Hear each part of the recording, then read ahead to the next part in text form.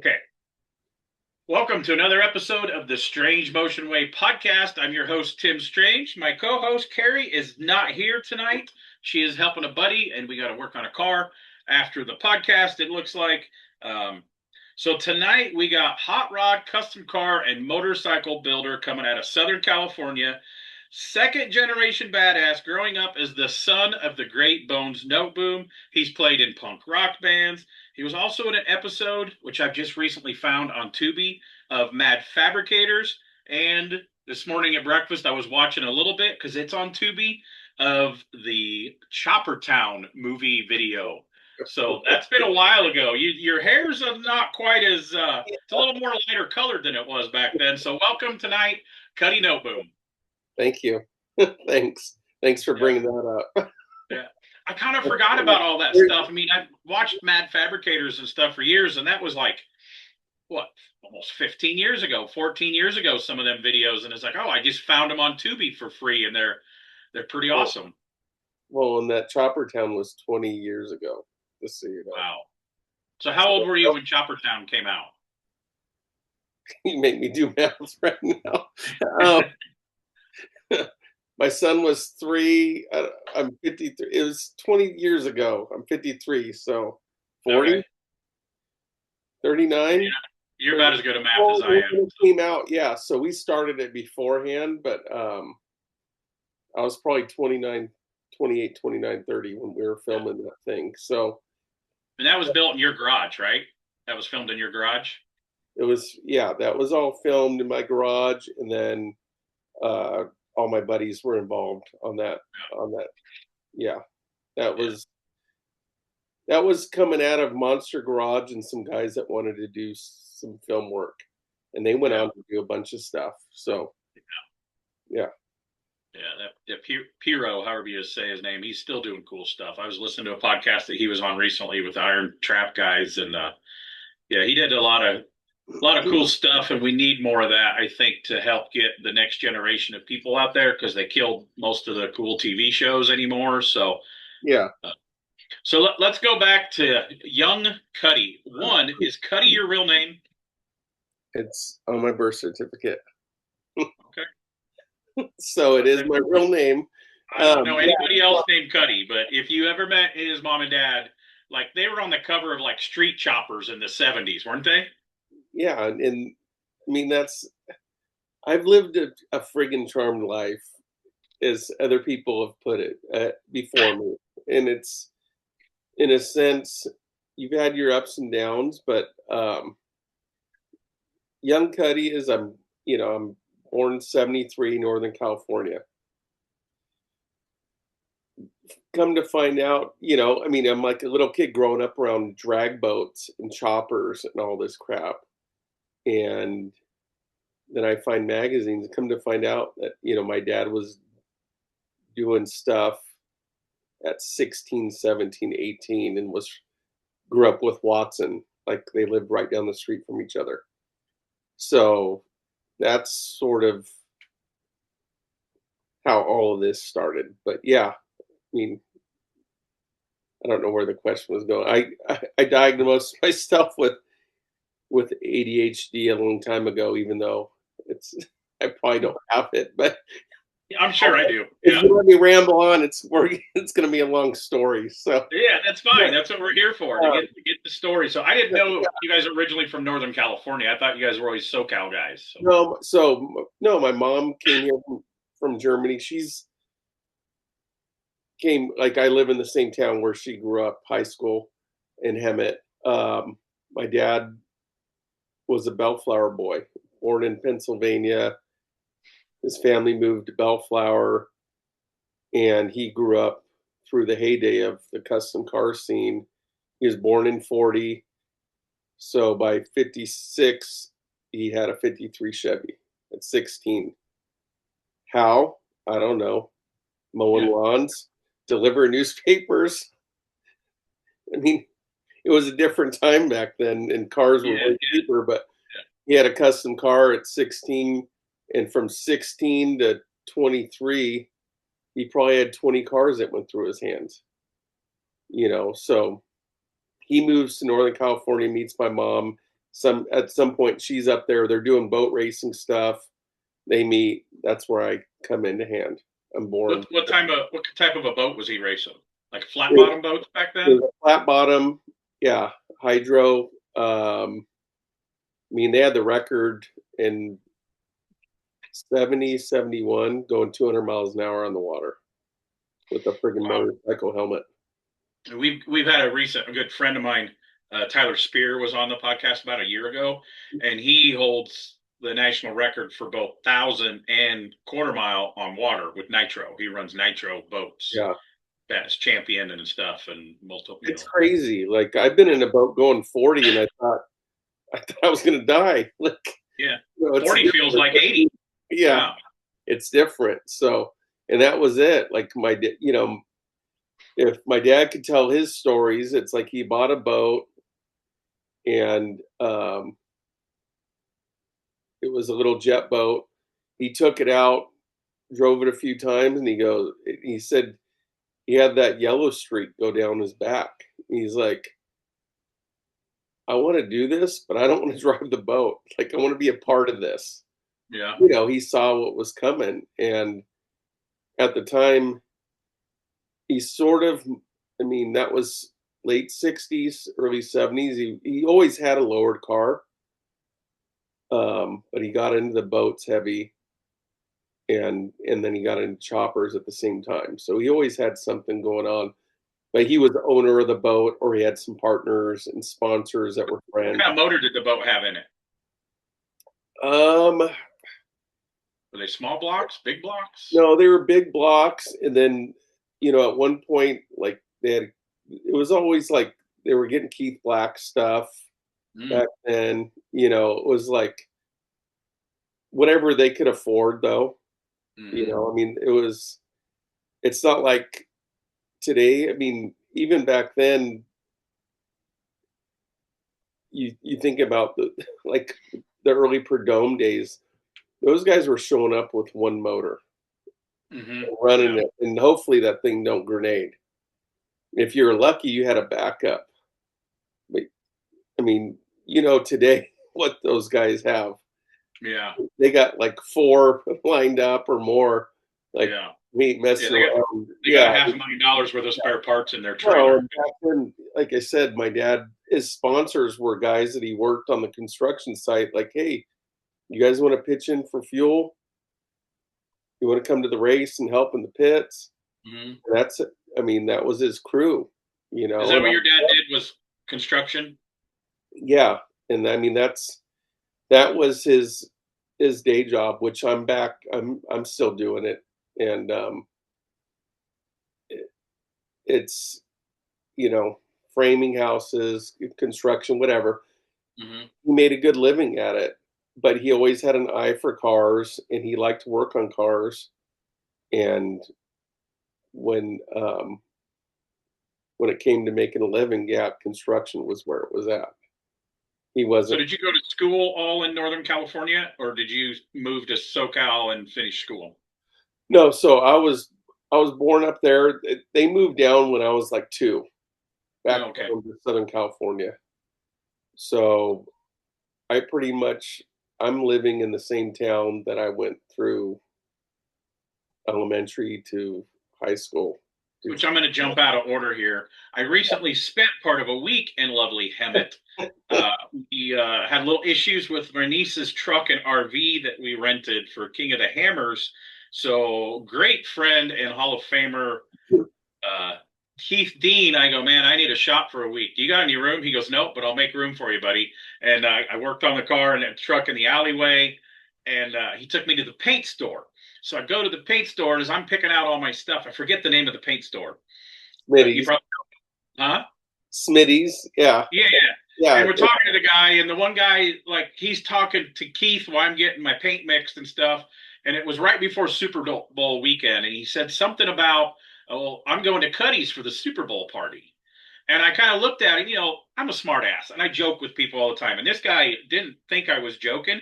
I go, "Are you cool enough to go to a party at Cuddy's place?" I said, "Cuddy's pretty damn cool." And he looked at me. He goes, "I've been friends with Cuddy for a long time." I go, "Well, I've known Cuddy for a long time too, and I do think he's a cool guy. I was just joking, like he was sticking up for you, and I guess he's painted a lot of your bikes for you. He said, He's painted so much. He did the first go round on my 52 Merc, like we're talking like 95, maybe 94, 95. He mixed up, because he was working there at the time too. Like he worked there off and on through the years, and mixed up primer back before you could do single stage or do all this stuff. mm-hmm. Like you're taking white primer and you're putting other colors in it, and it's like, well, I want this cool blue, and he got it close and he sprayed it. He's done all my bikes pretty much. We had Cole Foster on the podcast a few weeks ago, and he takes claim to being one of the first guys that did the tinted primer. And I didn't want to break his heart, but like there was some tinted primers back in the day. Not a lot, but there was a couple cars that, like there was a Westergaard car that had tinted primer on it that I restored. We put shiny paint on it. Yeah. But it didn't come prevalent till probably you guys at the same time doing it, the tinted primer before people were just satin and stuff. Yeah. I mean, I don't know. Cole's done so much shit. And I saw his Chevy when it was that purple primer. Mm-hmm. And I was with my dad. And I mean, like I said, we're bouncing around, but like it's 90 fucking 2, maybe 92.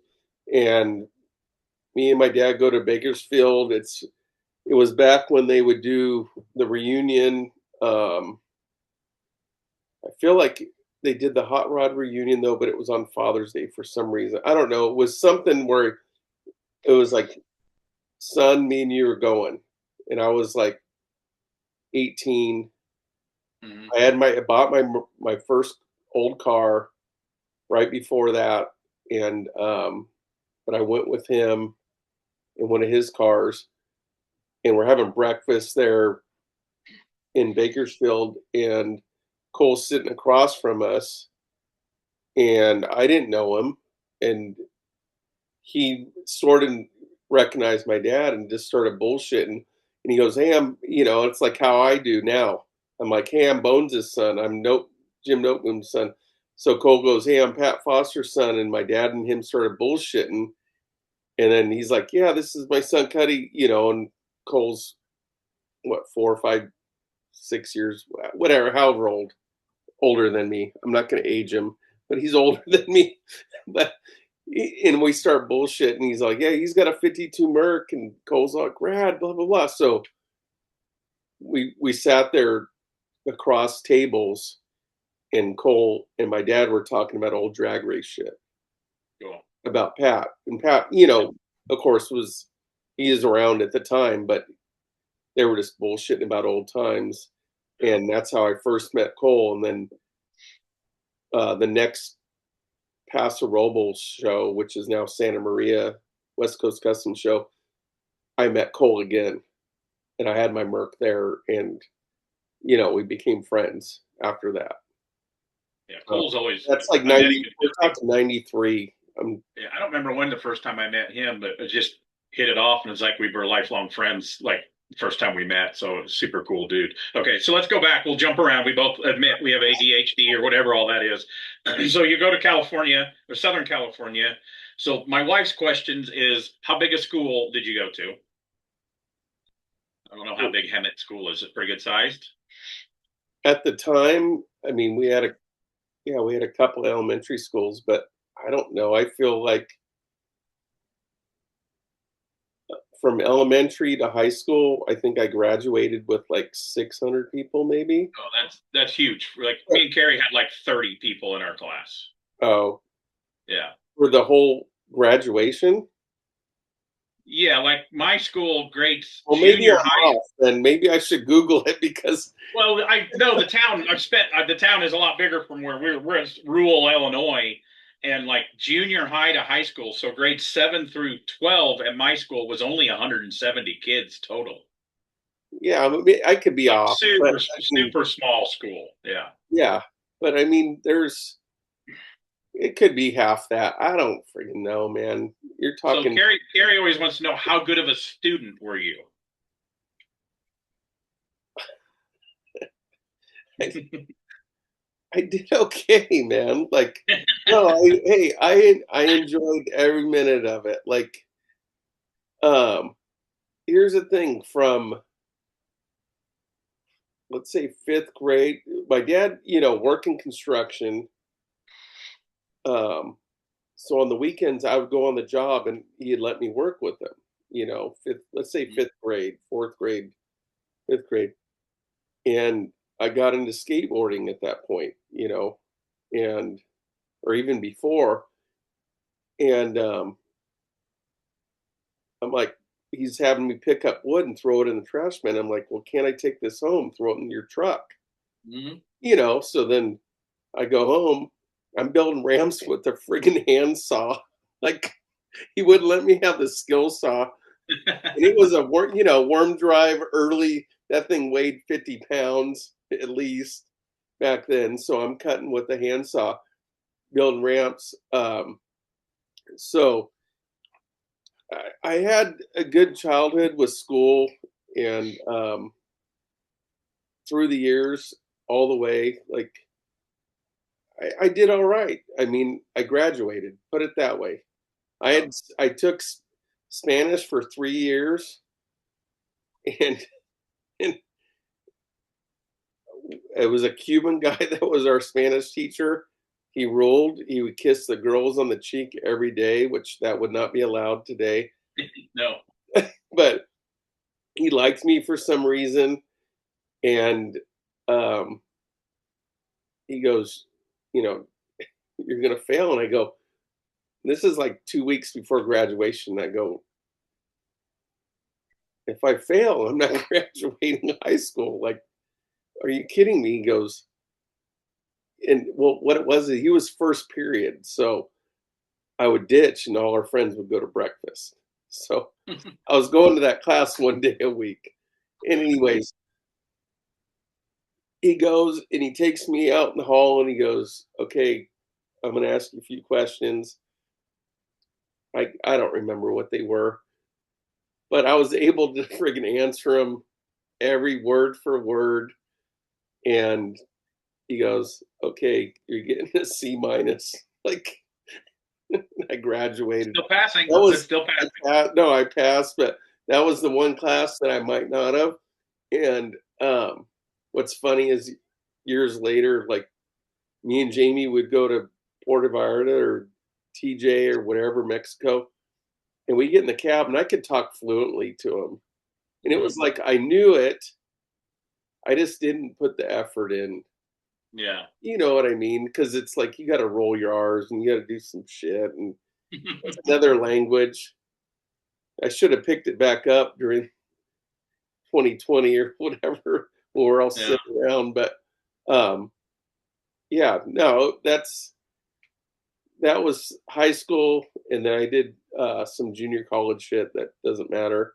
And then I went to work for my dad, framing houses and working on cars after work. So in high school, what was your first mode of transportation that you had?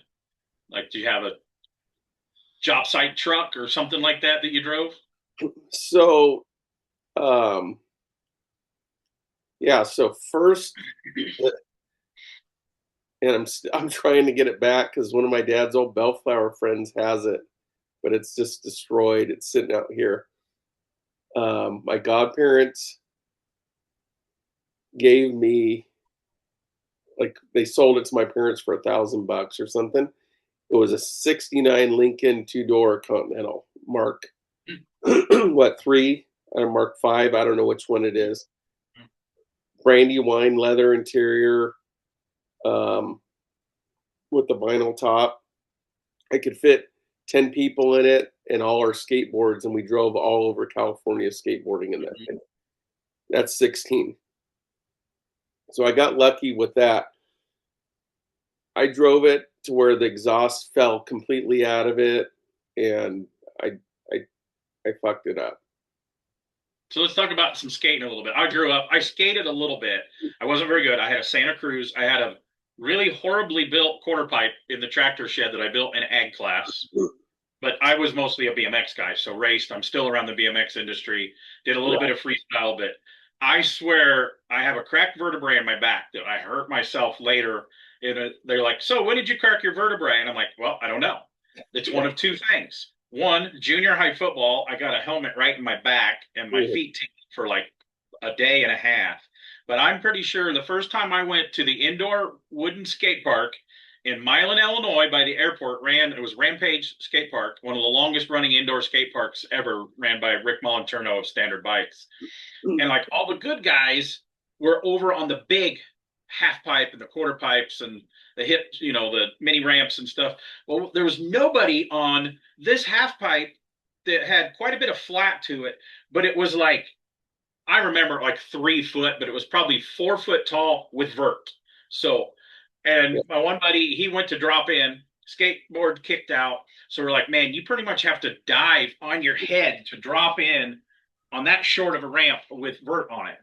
And none of us got it. When we realized, well, that's why even the good guys aren't on this ramp, because it's really hard to ride.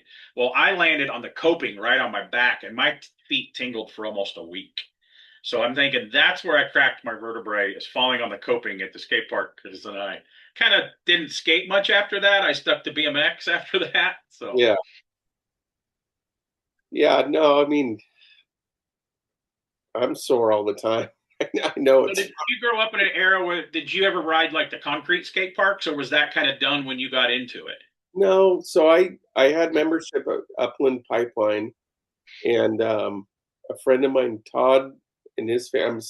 I still know him, and a couple other my friends, and my mom had to sign off on a waiver, and his dad took us out to Pipeline, and I got my membership, and that, let's see, Pipeline was the one with the full pipe too, right? it did, yeah, yeah. It had the combi pulled, hands copied at a bunch of parks. So this was 73, 83. So one of the other Southern California concrete parks, I think it was the third one. It was in a BMX history book, was ran by Gil Losey's wife. Gil, remember Gil? Yeah, He ran barefoot skateboards, and then he had Coddington hot rods and Losey RC cars. So yeah, they owned one of the first 3 skate parks. Well, yeah, they were out there. So 86, let's say, is when I got my membership. Went there, and we would go as much as we could. And my aunt would take me, my mom, when she could, with a few friends. So that was a big cement park in Upland, the Pipeline. That was like one of the biggest that held out. There was Del Mar Skate Park, Del Mar Skate Ranch around that time. There was a few other ones. I mean, but yeah, no, and you go to Losey, and it's like, I got to know that family, and it was like, I knew Alan from playing punk shows in San Bernardino or whatever, and knowing him as a skateboarder, and then, knowing Gil through the car thing, because my dad promoted the shit out of my dad and Gil. They would have lunch and stuff, but Gil would, he'd be doing a car, and my dad'd be like, dude, this fucking thing's crazy. Like, we're putting you in for the Riddler, or, like, you need to take this here, and that's how my dad did. He promoted for some lowrider guys around Hemet. My dad was rad like that. He goes, fucking, you're doing it. So, and then, yeah, when I ran into Alan a while back, I told him like a little heartfelt thing, like, hey, I'm sorry, because it sucks. Like, we're at that age, and he's not into cars and bikes, but I have that bond with him with skateboarding. Yeah. I have a T-shirt that my mom. See, I probably have a tighter that sport that you're in that was always like for misfits, people that didn't really fit in, right? That's why punk rock and all that Yeah. stuff. Well, now BMX, there's still that, but it's kind of more of a jock sport since it's Olympics. And, same thing with skating is in the Olympics and stuff. But some of my best friends, I still have in my life are from guys that I grew up BMXing and traveling and going to state races and throwing everything in a Chevy Love truck and off we go, like you and your Yeah. buddies skateboarding. It's like I don't know what the bond is. I mean, I have a lot of friends from hot rods, but it seems like the BMX got people or I mean, we have BMX kids. We still sponsor some riders, and I still work national events on microphone for the internet, and we have BMX kids coming and going. We had two here last weekend, and we hire BMX kids, or my wife does, to help like hot rod power tour, and all that stuff. So yeah, it's just a cool group of people. No, it's awesome. It's funny how it all ties together too. It's like I think it's what's how do I explain it? I mean, it can be a team sport working on cars if you have a big shop and everything, but Mhm. if you're working out of your garage, it's the same as going to a skate park or just skating down the street by yourself or riding your BMX bike down the street or on a trail by yourself. It's you, and Yep. you only know what you can do. Yeah. And I mean, I feel like that's where Just like building cars and no, it's choppers, sometimes you get a little over your head and you get thrown off the bicycle, or you break apart or weld yeah, something in wrong. It's the same no, but I type. feel like it's crossed over because um, it is an adrenaline thing, like getting in a car that you built and not necessarily going fast, but you're proud of it. And it's Mm, like going to and hitting a rail or skating and doing a fucking trick and you land it, you're proud of it. mm-hmm. You're stoked if one of your friends is over there cheering you on, but you don't care. You get that rush when you finish a car or when you finish a chopper and you ride it for the first time or you do a trick for the first time. Yeah. I feel like it's it's more personal, and I don't know. I feel like that's why it's crossed over. Like you've seen a lot of pro skateboarders, snowboarders, surfers get into cars and motorcycles because Mm-hmm. it is an expression. So you're expressing your art and your work in this, but then you get to enjoy it too. You know what I It's like mean? I was just in Houston a few weeks ago at a national pro event. I only do the pro stuff. And this girl won the race. And, she's doing the normal. She's the girl on the circuit with a good sense of humor. She's a little squirrely and she's great. And I've known her since she was a little kid. And now she's, pro ranked, just won the the US title last year. So she gets to run a sleeve. But at the Houston event, I go, who else you need to thank? And she goes, you know what? I'm going to be honest with you. I want to thank myself. He says, I get up every day. I go to the gym. I do this, and BMX is kind of a self sport. And it was the funniest. Everybody just loved it. I'm proud of myself. And it's like, nobody says that. And it's like, it was awesome that Peanut did that. Yeah. No, and I mean, again, it's true though when Mm-hmm. it comes to that.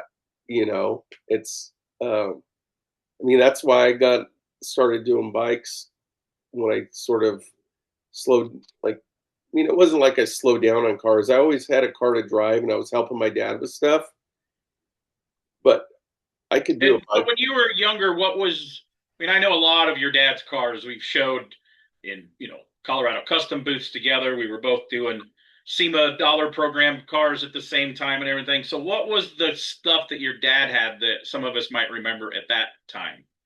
Like when you were in high school, what did your dad have?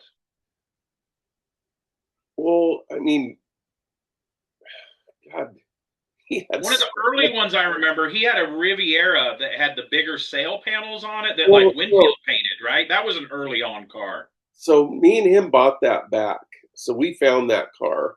Okay. So yeah, so that's what I was saying, and I'm gonna get off track here, but it's just something I'm proud of because it's come to my attention like that my dad actually had three of probably the first 10, if not maybe 20 cars that had hydraulics in them. Oh, okay. Probably 10. Yeah. I think the first 10, like he's got 3 that were in there. And so from, like I said, from 16 to 20, his age, he was buying, selling, changing wheels, maybe having somebody do hydraulics, whatever. But he wasn't doing a lot. But the Rivy was one of the first cars that he bought, and he bought brand new. Okay, so 63 and a half, 64 Riv, whatever it comes up as. Brand new. It's customized and in a magazine in 63. Right off and it's got hydraulics in it. You know what I mean? Like, so he did that. He bought it. He had upholstery done. And then the sail panels were done later. Okay. But it was in Carcraft in 63. And yeah, we bought that back in the late 90s. And it's one of those that, you know, it hangs over my head because I drove the shit out of it when I had it, you know, from 90, 99, 98, 99. So we took it to Ron Mangus, redid the interior, and Martinez interior, but that car had been changed into a purple lowrider in the 70s after my dad got rid of it. And Billy, who you met at Smitty's, is cloning the paint job on his Rivy. Oh, cool. Purple fadeaway that was done on it. So just to go back to him, but we get it back. It's painted back to original. Winfield had painted it, but it was lacquer checked really bad. And it had the lowrider button tough black interior. So my dad traded Rob Fortier. He had a Rivy at the time, gave him all the stock seats, all the seats out of it with the button tough, and he gave us all his stock seats for Rivy he had. So he put all that nice Martinez interior in his, and then my dad had Ron Mangus upholster it to sort of match what he had in the 60s. And then he couldn't get Winfield to paint it, so we had I don't know if Kyle did it or Dion, and I don't want to get into it, but one of the guys from Cal Concepts back then, or both, because they were together, sort of matched that fadeaway paint job back then. And so are they not together anymore, those two guys? No, Kyle has his own shop. Yeah, K. Okay. Yeah. I mean, Dion has his, and I don't, whatever, but they took care of my dad. They did a lot of his SEMA shit and everything, but they did that Rivy. And yeah, no, so I drove the shit out of it. It still had the aircraft hydraulics that Bear did in it back then. I had to fix some fittings and shit, but that was it. And then, we took it to a Barris auction at Peterson's, and we just had our son. So it was like, me and my dad are splitting the money, and we're like, okay, we're taking it to this. They were selling like some probably shit stuff that Keith Dean or Dick Dean built, but Batmobiles and Munster cars and some other customs, that movie stuff, and this was a Winfield car. I mean, Winfield did the custom work on it, and how he ended up getting to do it for my dad was, at that time, my dad's like, well, I want this, and I'm building houses. I ain't working on cars.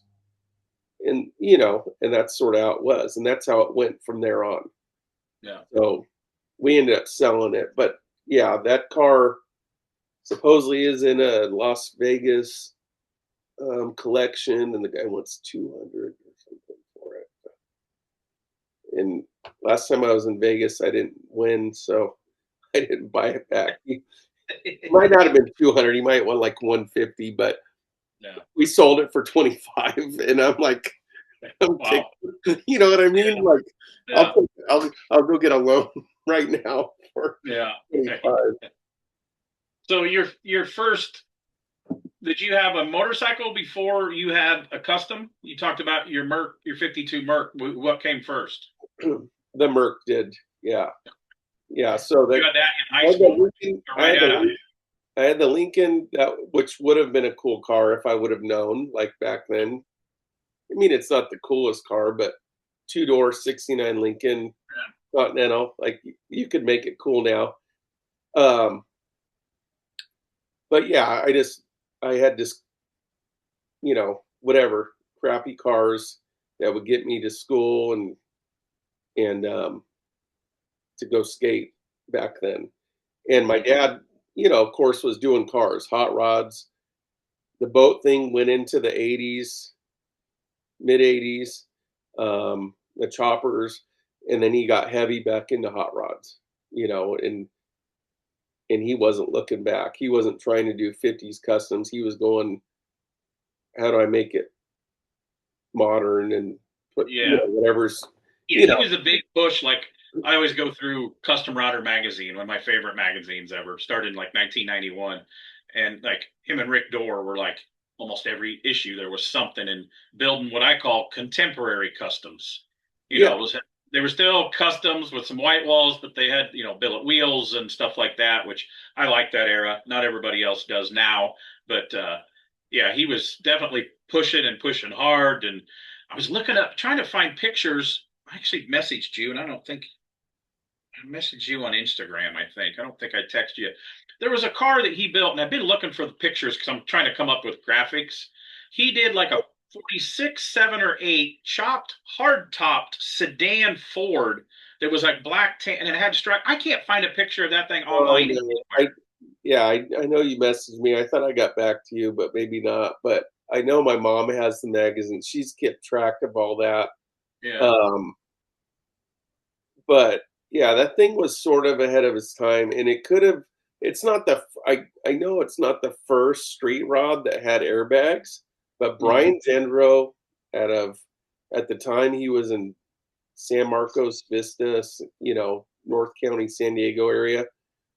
He did the airbags on that thing. He did.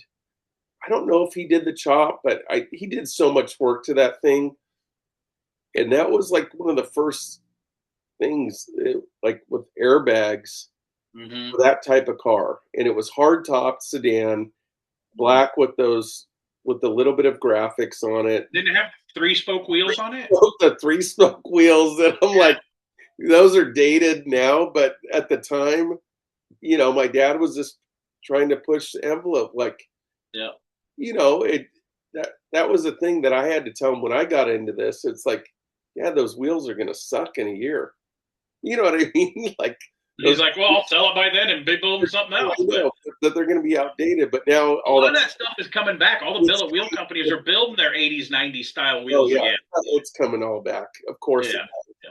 But But I he can't. was trying I know it was either on the cover of Rod and Custom or Street Rodder, and I have my magazines like an organized library, and I couldn't find it. But you can find everything on the internet except what I was looking for. Yeah. yeah, we'll find it. But um it went, and then even my buddy Dalton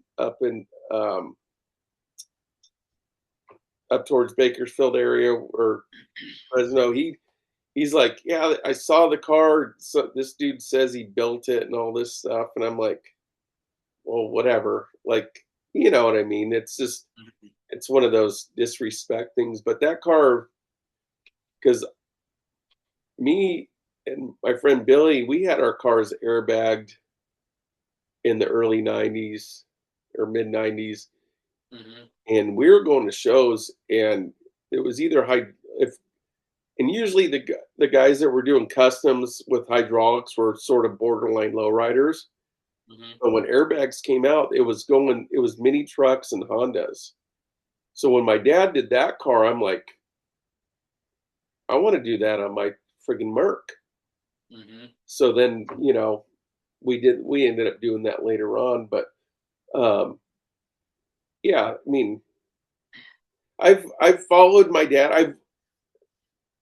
it just sucks being where we are in life, or me with him, and dementia and all that stuff. But I I will not forget this, like getting my Merc, and he's like, "Well, you need to get drop spindles for it." And I go, "Okay, well, how do I do that?" And he goes, "Well, go to work." And I'm like, "Okay." And he's like, "They're like $200." I'm like, so I order them. How do I put them in? And he goes, "Well, get under there and figure it out." And it was like, put drop spindles in my Merc, and then like Yeah. I'm all, "Well, how do I get it lower?" He's like, "Well, cut a coil off," like whatever. And that's Hmm. how it was. Like he wasn't, he was overworking on it. Like Yeah. that 44, the black one that with the Carson top. I Hmm. remember him doing some work because Keith's Dean's dad was doing it, and I remember he was stripping the hood because the hood had like all this old crappy paint on it, and he was stripping it and sanding it and doing it. But it was like he went to work every day running a huge construction company, framing company. It was like, I want to come home, picture what I want in my head for a car, call Steve Stanford, and Hmm. go, "Hey, this is what I'm thinking. 40 Ford, Carson top, chop, blah blah." And that's where he was in life, and I Hmm. appreciate it. And there's so many other guys out there, like the SEMA guys, that were in the same boat. Like Hmm. they weren't. They have a shop. They weren't in the shop. You Right. understand Yeah. what I'm saying? And I'm not Yeah. talking bad about anybody. I'm just saying. Yeah. I've always been a one man shop, but like I we would, had Rick Dorr as the current one up that we just put up. So it's like a week before this one goes up. And one time Rick did, what did he say of the new cars? He took like 8 or 10 in the same year. And I'd been to his shop and I was like, okay, he's got this guy doing this and this guy. And it's like, but it worked for him. So yeah. And like you hire you to build your house, you're not putting everything in the house. yeah. You're not hammering every nail. You're not hanging every cabinet. You're not. I mean, it's the same type of thing. That I mean, yeah, I'm a one man shop, but I don't build the motors and the transmissions and the rear end gears. I Yeah. send it out. My wife used to do upholstery. We send it out to upholstery. So I'm just a one man shop, but you still rely on your crew of people. Some people No. rely on some people more than others, but like John DiAgostino, he's a stylist. Yeah. He's the same thing. He calls the artist. Okay, I've got this much budget. I'll use this metal guy instead of this metal guy. I'll use this interior guy. You use different guys depending on your budget too. So I mean, Yeah. it all works. As long as people building stuff, I don't care. So No, and I mean, I appreciate where it's come from back then till now. And like I said, I kind of miss some of it from the early '90s though. The colors, the experimentation, the different stuff. I mean, I talk about this often. The quality is through the roof, better than it's ever been. But you see, like people got into muscle cars because they go to these big rod runs, and they're, oh man, look at that 32.3 window. Might be a fiberglass car, I don't care, but there's one just like it, slightly different wheels. It's blue. Well, to me, I go to a lot of events working the microphone. It's like that now. 69 Camaros, you know, 60 something Mustangs. The quality is stupid, but it's almost like people are scared to push and jump. I mean, there is like Rad Rides and Ring Brothers, they're pushing the envelope and doing stuff for sure. But I mean, but it's kind of come back to something cool that more people just want to build cars to do the road tours and drive. So that's cool that they're out there having fun. I mean, but whatever, if you want to have a trailer queen, build a trailer queen. But it's kind of, yeah, it's a wide open industry for sure. yeah, no, I mean that's the thing. It's like I grew up with, my dad. It was like I wanted to skateboard the first, those first 18 years of my life, almost whatever, Mm-hmm. and would get in the car and with my friends, and he would take us to a rod run. We'd bring our skateboards and go find a ditch somewhere. I didn't care Yeah. about the cars, you Yeah. know. And then it was when I realized, like, no, I can like actually work on this and make it my own. Hmm. That made it fun, Yeah. and that was I mean, realistically, it was when I got that first car, and he would sort of point fingers because I was like, well, yeah, I know how to put oil in a car and change the oil, whatever. But, um, I'm like, well, how do I do this? Well, he's like, figure it out. And Yeah. we didn't have Google. Right. Yeah. It was like, and I mean, I usually went to one of my dad's friends and asked him because he'd be like, oh yeah, come over. I'll tell you how. I learned a lot. I mean, my dad was a car guy and a chopper guy too, but I mean, when I started building, like my dad never like even pulled a car off the frame. He didn't really modify a suspension hardly other than put traction bars on it, but tilt front ends, tunnel rams, that type of stuff. But like I learned a lot from how-to books, Tech Smith books, and the Yeah. magazines. They were so full of tech and Oh yeah. very detailed. And the Boyd Coddington suspension book. That was all. I mean, I took all suspension engineering in college and stuff like that. But that's how I learned. The start was, man, I just memorized those magazines. Yeah. No, I remember I had the Tech Smith. Uh, he's the East Coast guy, right? I had his book. Right? Wasn't he Kansas or where was he at? I don't know. Whatever. Well, But you California people say anything anything Vegas past to you Arizona. guys Vegas to you guys is back east, but I believe he was middle of the country, upper maybe Montana, something Okay. like that. Well, at least when he got older, he was up that way. But yes, east of Hemet, California. Yes. But Yeah. but I live in Nashville, Tennessee, and this is not back east. So, like, but when you watch American Graffiti and what's his name was going back east to college, to us Midwestern kids, that means, oh, he's going to New York yeah, or right. Virginia. That's back east. Yeah. Yeah. Yeah, we're spoiled out here, right? Yeah. It's like 73 today. We're spoiled. It was like 80 Uh, here today. no, that's good. Yeah. Yeah. Had the Yeah. yard mowed for the first time for the season. Yeah. Nice. Um, no, but again, the other thing with those books, the other thing that got me into, and again, I was like at that age, that's where we're bouncing around. I knew it was going to go like this because I can't focus. But um, going in the garage, my dad's got his hot rod, this and that, and I'm 17, whatever, and I'm like still skateboard. I mean, skated up until I mean, I still have skateboards. I haven't got on one in a while. Um, but I went in his shop and I found these magazines, the ones I'm talking about from, you know, 62, 63, and he's on the cut, like his car's on the cover. Hmm. And then I open it and it's him and he looks like me, I mean, he's 18 at the time or 20. And I'm just like, I want to build a friggin' car like this. And he's Hmm. putting billet wheels on his stuff at the time. And I'm like, no, I want white walls or Skylark wire. Like I want, and he got stoked. And that's when me and him actually got close. Because through the skateboarding years, I'm not saying we weren't close, but he was working, I was working for him, framing and doing all this stuff like for years. But uh, when I got into cars, we got close. Yeah. See, that's the same way with me. I was a BMXer, started racing when I was 13, 12 or 13. Like, I wasn't, I was sponsored by a bike shop. I was state champion when I was 16 on one bike, runner up on the other. I'm still around the sport and still race, and we sponsor a team. I still ride some. I ride less now that I get paid to do interviews and stuff. Yeah. But I can say my dad, I've been around BMX for, I'm 55, going to be 55 next month. So over 40 some years I've been around BMX. My dad, I bet, has seen me race less than 10 times. Yeah. He was always working.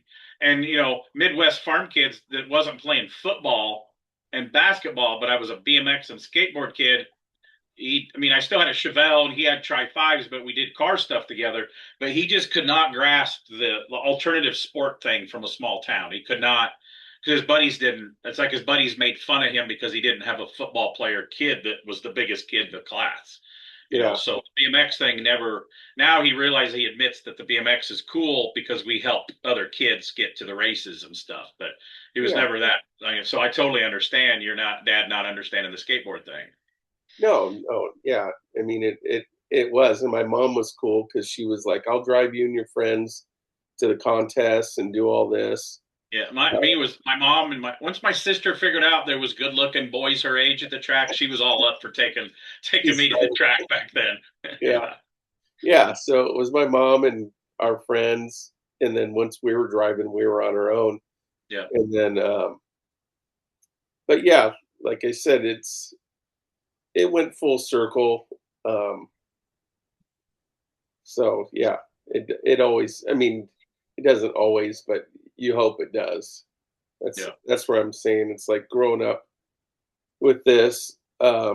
Luckily, you know, all the little trouble I got into, um, I worked through it to where I'm still, here and Yeah. and When did you get into music? Because I know you played some punk rock bands and stuff. Was that started in high school or out of high school? When did you start doing that? yeah, right. I mean, um, so my mom had a piano when I was little, like, and just a small.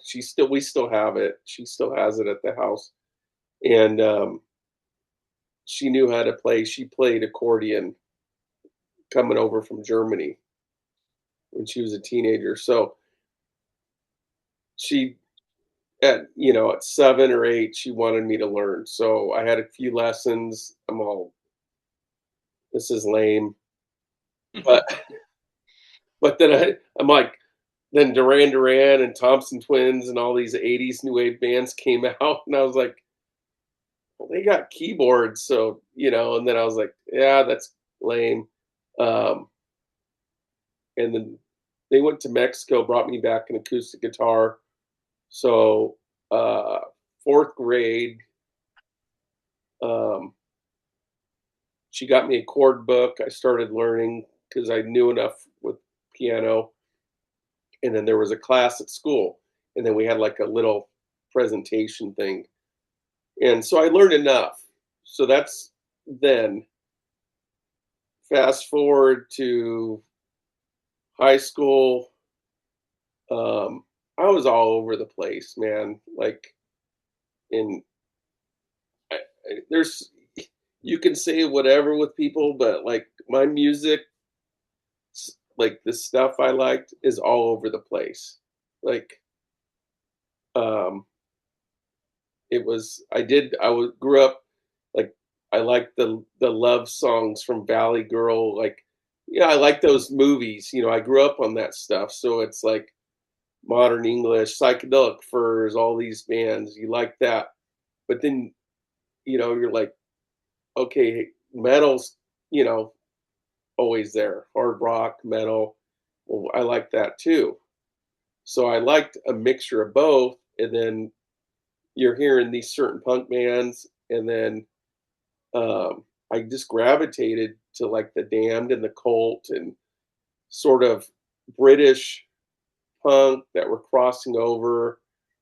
And I mean, of course, you like everything Ramones, Sex. Like when you hear it, you're like, "That's me." And you start skateboarding, you're like, I want to skate fast. I need this on my ghetto blaster. Like, I had a friggin' leather or whatever, fake leather plastic thing with all my cassettes, and we'd go find a ditch, and I'd bring the ghetto blaster, or somebody bring it, and we'd have the cassettes. We'd be misfits, whatever. So by high school, I'm like, okay, well, I sort of know how to play, and this one dude hit me up, and I got a Ibanez bass guitar from a pawn shop, and I just started learning, and I was like, okay, listen to you had to go to a music store where they sold guitars to buy a book that had the songs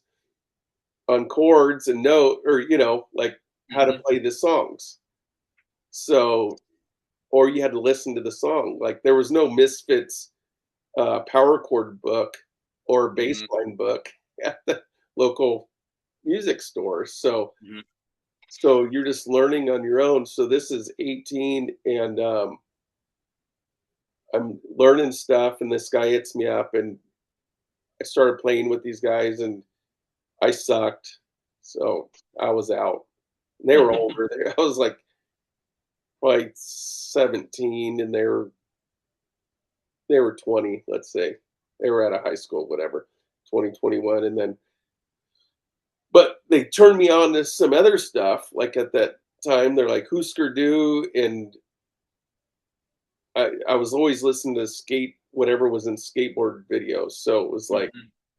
Fugazi, Minutemen, and I'm like I'm playing bass, so I'm like gravitated to Minutemen. So I started trying to figure out how to play. So, anyways, yeah, at 17, 18, ended up in a band, and we were playing around town. We played the Whiskey twice.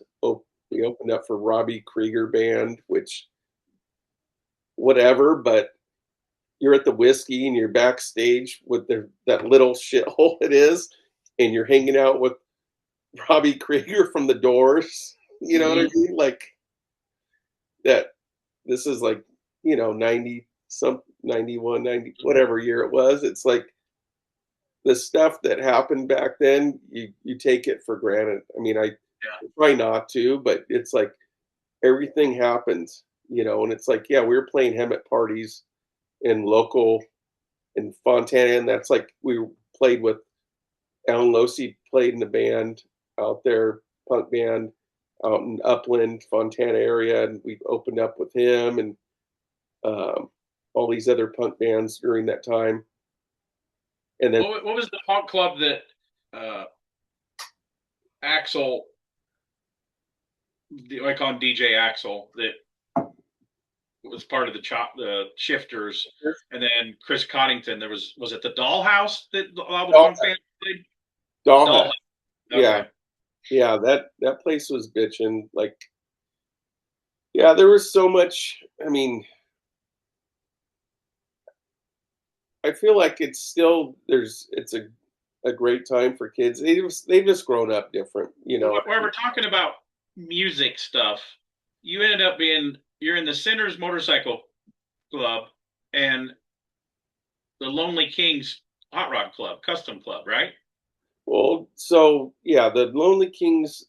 Uh, I got in that whatever it was, 92, 93, and And me there's and a kind bunch of a pretty famous guy that's in that club too, right? Or was? oh yeah, and it was. I mean, that was such a rad time, um, and the photos I have and this stuff. So yeah, I mean, it's you go to that Because Mike time. Ness, Mike Ness was in that club, right? Yeah, he was him. Mike Ness and was the president, and then the other Mike Ibbotson, which was a good friend of his. They were sort of dual presidents or vice. One was whatever. One wasn't around, the other was. But Derek Kuhn, it was like guys from Riverside that were friends with the Shifters. So the Shifters guys went full hot rods, and then we were trying to be more custom cars. Mhm. But this is how I met them. I drove my Merc up to Paso. I feel like it's 93, and I had ran into Cole and Job and their whole crew from Salinas, and Cole remembered meeting me, and we bullshitted a little bit, and he had a Chevy there, and then I had my Merc there, and then at some point Mike had got my number from my girlfriend at the time, and How did he have your girlfriend's number? Did you ever question that? no, it was my house line because Okay. she gave him my house line, but no, it's just so random. Like this shit, the stuff between like I'm telling you, we could go on for hours. Like between the stories I have of my dad Like I have to do something for him. And Mm-hmm. then with what I've done is amazing. Like not what I've done, but what I've been through or people I've met. It's Mm-hmm. just been awesome. That's what I'm saying. It's just when you have bad days, you got to think on the good days, and those were good days. You know, driving a '52 Merc that you've just started customizing, it's lowered, whatever. This is before airbags. You're just slamming it and Mm-hmm. driving friggin' from here. That's 6-hour drive one way. Mm-hmm. Go up there, park in the grass, and Mike Ness is starting this club. They've got a few people in it, and I had already met him once before at one of his concerts, and which was another rad story. But he takes my number down, which is I'm at home at 19 or 18, 19, and calls and leaves a message at my parents' house. Hey, this is Mike. Blah, blah, blah. Like, call me. So I call him. He's like, hey, I want to see if you want to be a part of the club. I'm like, okay. And I'm not like a super fan. Like, I Mm-hmm. saw him play a couple times. At that time, I mean, don't get me wrong. I liked all of his stuff, all their music, and it's great cruising music. But like I said, I was playing bass in a band, and like Fugazi and Minutemen and weird Mm-hmm. bass bands, punk bands were my Mm-hmm. genre. But I did love like dug his shit. Mm-hmm. But now I'm into cars, and I'm like, well, this is fucking cool. Like he just called me.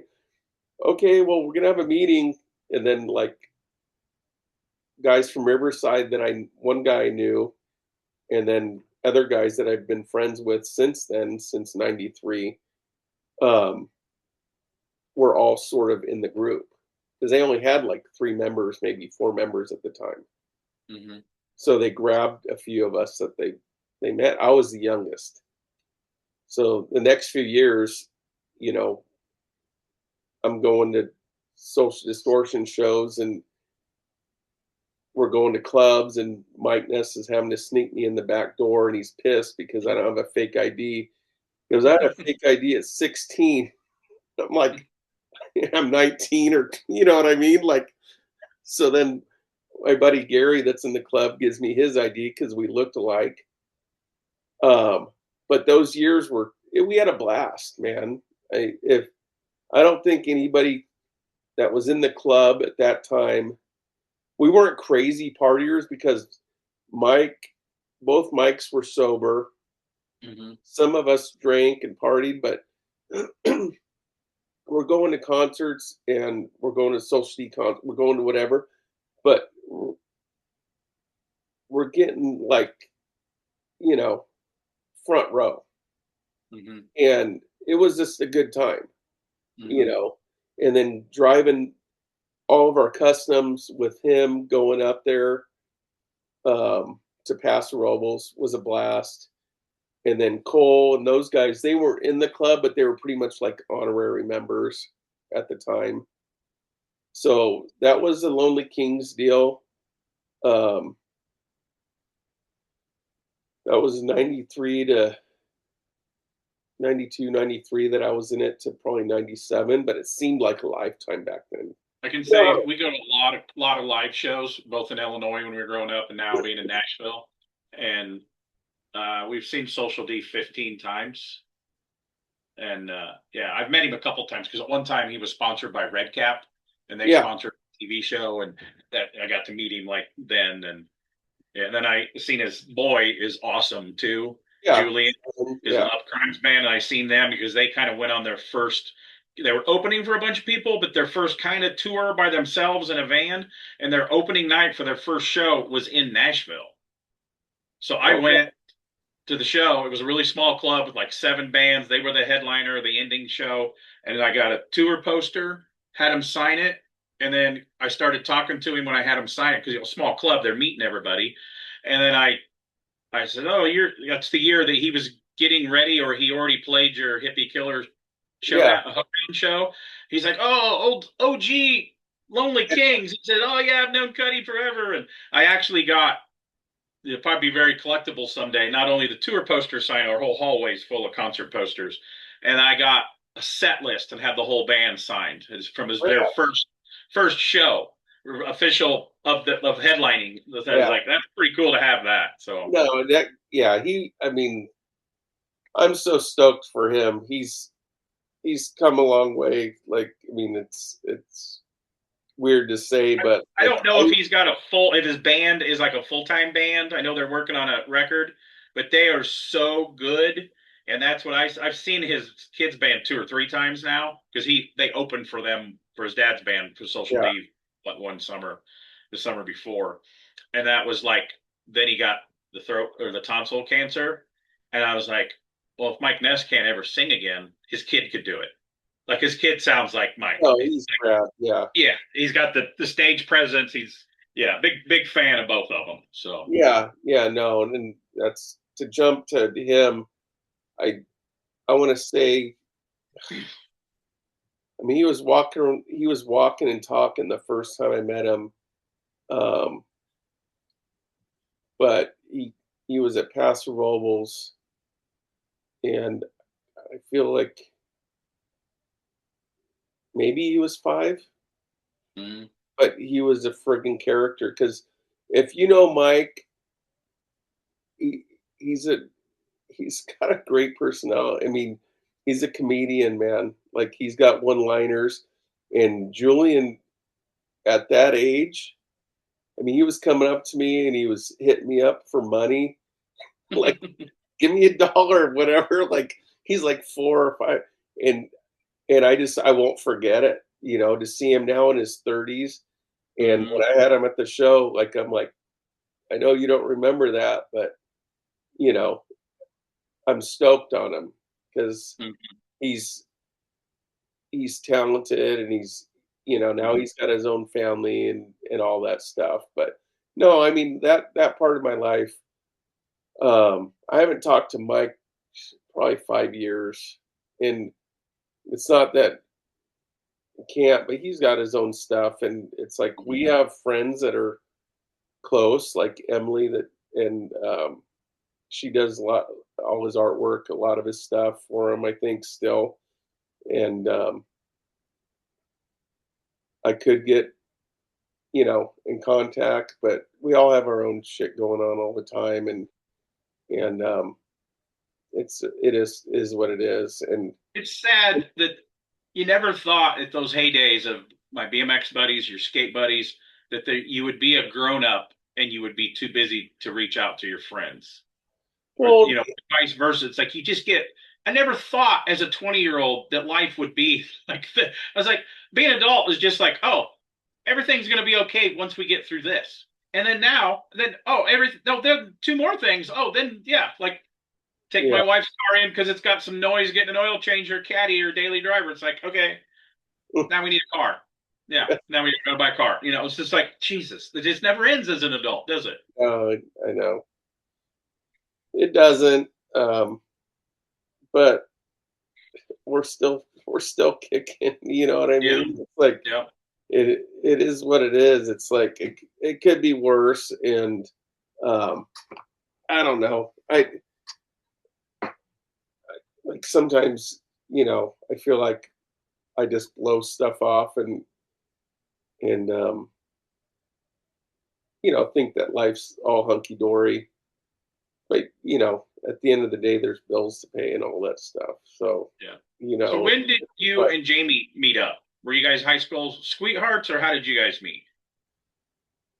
um, so that first band, it, she has pictures of me playing. She's 5.5 years younger than me, so I was 18, so that makes her younger at that time.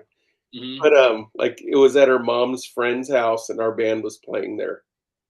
So she knew me from there, and then she dated some a guy that lived at a house where I built a mini ramp in their backyard, and it was sort of a party house when I was 19, 20. around that age. I was drive my Mhm. Merc there, and I would sleep in it. Like I was in the 52. That was my daily driver, that 52 Merc. Yeah. I was driving that to construction sites and everything back then. And we built a ramp, and she was dating a guy that lived there. So we knew each other. But yeah, we reconnected. We both went through life, and then yeah, we connected in '01, and then got married in '02. We had Kyler, and it's been 23 friggin' years. You just got one kid, right? Yeah, yeah, he's 23. He's a fireman, and Mhm. he's got a slammed 75 El Camino. That's our next project. It's all airbagged and all that that he got from a friend of ours that just passed recently, Kiwi. Um, but it's going to be like his cruiser, but he's focused on work. I mean, I'm stoked for him. He's at 23. I was messing around with old cars and chasing girls, and he's like at a fire station wanting to move up to another better fire station Mhm. or better, and I go, that's good because you're 23. When you're my age, you do whatever the hell you want. You know what I mean? Yeah. Yeah. If you, if you retire from that, like, so, Yeah. um, So do you still have your Merc? no, it's still around. The guy was supposed to bring it to the hoedown in last year, 25. He contacted me. A guy bought it, and I'd seen it come up. It looks the same, and it was up. The only time I would ever see pictures of it, the guy would drive it to Winfield's show up there in Mojave. So the guy who owned it lived up there. His wife was selling it, so I don't know what happened there, but um, God, the price was right. I just I hate going backwards. You know what I mean? Yeah. It's like Yeah. I want that car back, but I'd have to have no cares. Like Yeah. you're like, okay, yeah, I got that just money laying around because I Yeah. know that it needed some work, and he said he was working on it. But then a buddy sent me a video, and it was in there was a show like at Venice Beach or Santa Monica, and there's a video of it cruising through there all slammed and everything. And yeah, what's rad about that car is again the memories of getting in the club with Lonely Kings and Mike Ness and all those guys. Uh, a local guy, Merc John, out of Riverside, taught me how to do some cutting and welding, and um, he helped me do the '54 Chevy grill and all that stuff. I mean, he pretty much would tack everything, and then I had to sit there and grind, and he'd spread mud and I'd sand and learn how to do all that stuff. Mhm. And that's taking the whole front of from the hood down and putting that on there. We had it sitting on paint buckets and everything, the pan, the bumper, and doing it that way. And then the 54 taillights on that, we did 54 Merc taillights extended on that, and he helped me do that. And then Dick Dean did some work on that car for me too, and he was in the same shop where Keith sat back then. Yeah. So, and that's my dad had reconnected with him when Dick moved to Hemet. They knew each other from the '60s from car shows and stuff.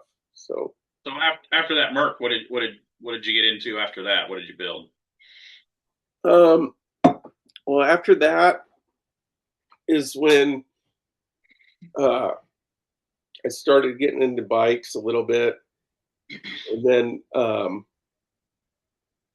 Merc John, I had this crazy '56 F100 that was already chopped, channeled, and sectioned, but it was pretty much like a model. Like Hmm. everything had one bolt in it, nothing. I mean, it had a Corvette engine in it, but it barely ran, whatever. It was like a model, bringing it home. So I ended up buying that off of him, and then worked on that and got it running and cleaned it up. I never finished it. It was all in suede. Took it to Paso a few times, enjoyed it for a few years. Mhm. And then he ended up coming up to me, and we had just had our son, and he goes, I want that thing back. Do you want to sell it to me? And I go, no, not really. So I'm, well, what do you got? So he had a Denver's chopper, an old iron head, and then a shovel head. So I traded him for 2 bikes. Sold those, made money. I got my Merc back, then sold it, and I ended up with a '54 Chevy that was an old Sultan's car. And with that, me and a buddy, um, I had him do the skirts, lowered it more, uh, cut coils, and I just enjoyed that for a while too. And then I got heavy into just doing bikes. That was at the Did point the where, 54 end up getting painted, or did it just stay satin? Or no, it was already painted. It was painted like in late '80s. okay, Had what a color white, was that one? huh? What color was that one? That was the white and green one. It was in that chopper town. Oh, okay, okay. So, guys from Moon Ice found a buyer for me. Um, I don't know what year it was, in 2010, 11, I don't know, somewhere around there. And I sold that to buy the '46 Chevy that I have now, the coupe. Okay, And that's a fastback fleet line, right? oh, it's Isn't a it? coupe. Oh, okay. Yeah. Yeah, Oh, okay. Yeah. it's Yeah. chopped. But yeah, that's me and my dad went up. That was a good road trip. Me You and had him. it in the fat fender display at the Yeah, Roadster Show this year, didn't you? yeah, I Yeah. had that, and then I had my dad's Cadillac, which is mine now, the '41 Cadillac with it. That's the fastback. Oh, The okay. Yeah. CNET, yeah, two-door CNET. Um, but yeah, during that whole time, I got heavy into doing bikes. It just was easier. Like it's I just grew up around bikes before my dad got into Tri-5 Chevys. He built choppers and custom painted, did indoor shows when I was a little nugget. When I was about 7, he got into cars because the family was just too big to all pile on. I remember on one of his stretched out long ass choppers, I sat in front of him and held onto the gas cap, and my sister was smashed in between mom and dad. We'd drive around the country block, and that's when dad realized maybe it's time to get a car. So he got a '57 Chevy. And but growing up around that, by the time I started painting stuff, I painted a lot of bikes for people, a lot of yeah, his buddies, and show stuff and one Easy Rider shows and stuff like that. But I never had a bike for myself. I think probably because all my BMX buddies, because that's usually the progression. You get out of BMX, you get into motocross. The 3 of my really good buddies all about killed themselves on dirt bikes when they started yeah, racing motocross. And it was like, one buddy spent 6 months in a hospital. And I was like, man, I don't think I want to do that. Neighbor guys had dirt bikes that I would ride around, but I never had my own. I never built a street bike or nothing like that. But I just thought that was I just gravitated toward the cars more for some reason. But a lot of my buddies would still build bikes, and they're like, dude, you can always have a bike in the corner. It's like Jello. There's always room for it. yeah. No, and that's the thing. It was like at one point I had like 8 bikes, um, but it was just cut and welding. It's, it's nothing. It's an engine and 2 wheels, and Mm-hmm. and you know you you can lift everything out. You're not having to get a cherry picker, or you know what I mean. You don't have to call friends over to help. So the bike thing was good. And then I just, I did it for years, making parts and doing stuff and sort of going that route. But I always like to have a car around because that's, you know, where I felt like, my heart is like for sure Yeah. is custom cars. I mean, it's if I could clone every one of my dad's cars, the ones that I like, I would, you know. And So so what's your favorite stuff at your dad's built? I talked about that hard topped one with the even with the 3-spoke billet wheels. I like that thing. I loved his Zephyr Orange Woody. Was that's like 3 miles from here in trailer, just going to really class. too. Yeah, one Yeah, I of his think Keith told me that he thought that was still around. yeah one of his best buddies that he grew up with in Bellflower that was friends with him and Watson bought it because he's like, we've been friends forever. I want to own one of the cars that you designed, and Hmm. that's one of those that my dad had the idea, took it, I think, to Stanford too, like he got in that wagon phase, remember? Like Hmm. he got in the And he orange. was doing all those SEMA cars. He was doing wood grain kits for them because that's Yeah, whether you do it or not. They love the pitch when you do your SEMA build proposals that if you're going to come up with a product and try to bring it to market. So he would probably do a prototype woody piece, and yeah. maybe they made market, maybe they didn't. But the one story I remember from him that was back in the heyday of all those, we did 12 through the years, being a one man shop. We had an 8-year run. We got something from General Motors every. I miss those dollar cars now, Yeah. especially Carrie's needing a car. Man, it'd be nice to have another one of them. But I remember I was out in the big staging lot at SEMA, and he got a Chrysler Sebring Oh, convertible. yeah. You know the story that I'm going at? No. And it's all airbrushed wood grain convertible. And the Chrysler people were there, and as he unloaded it, and they said, "Put it back in the trailer."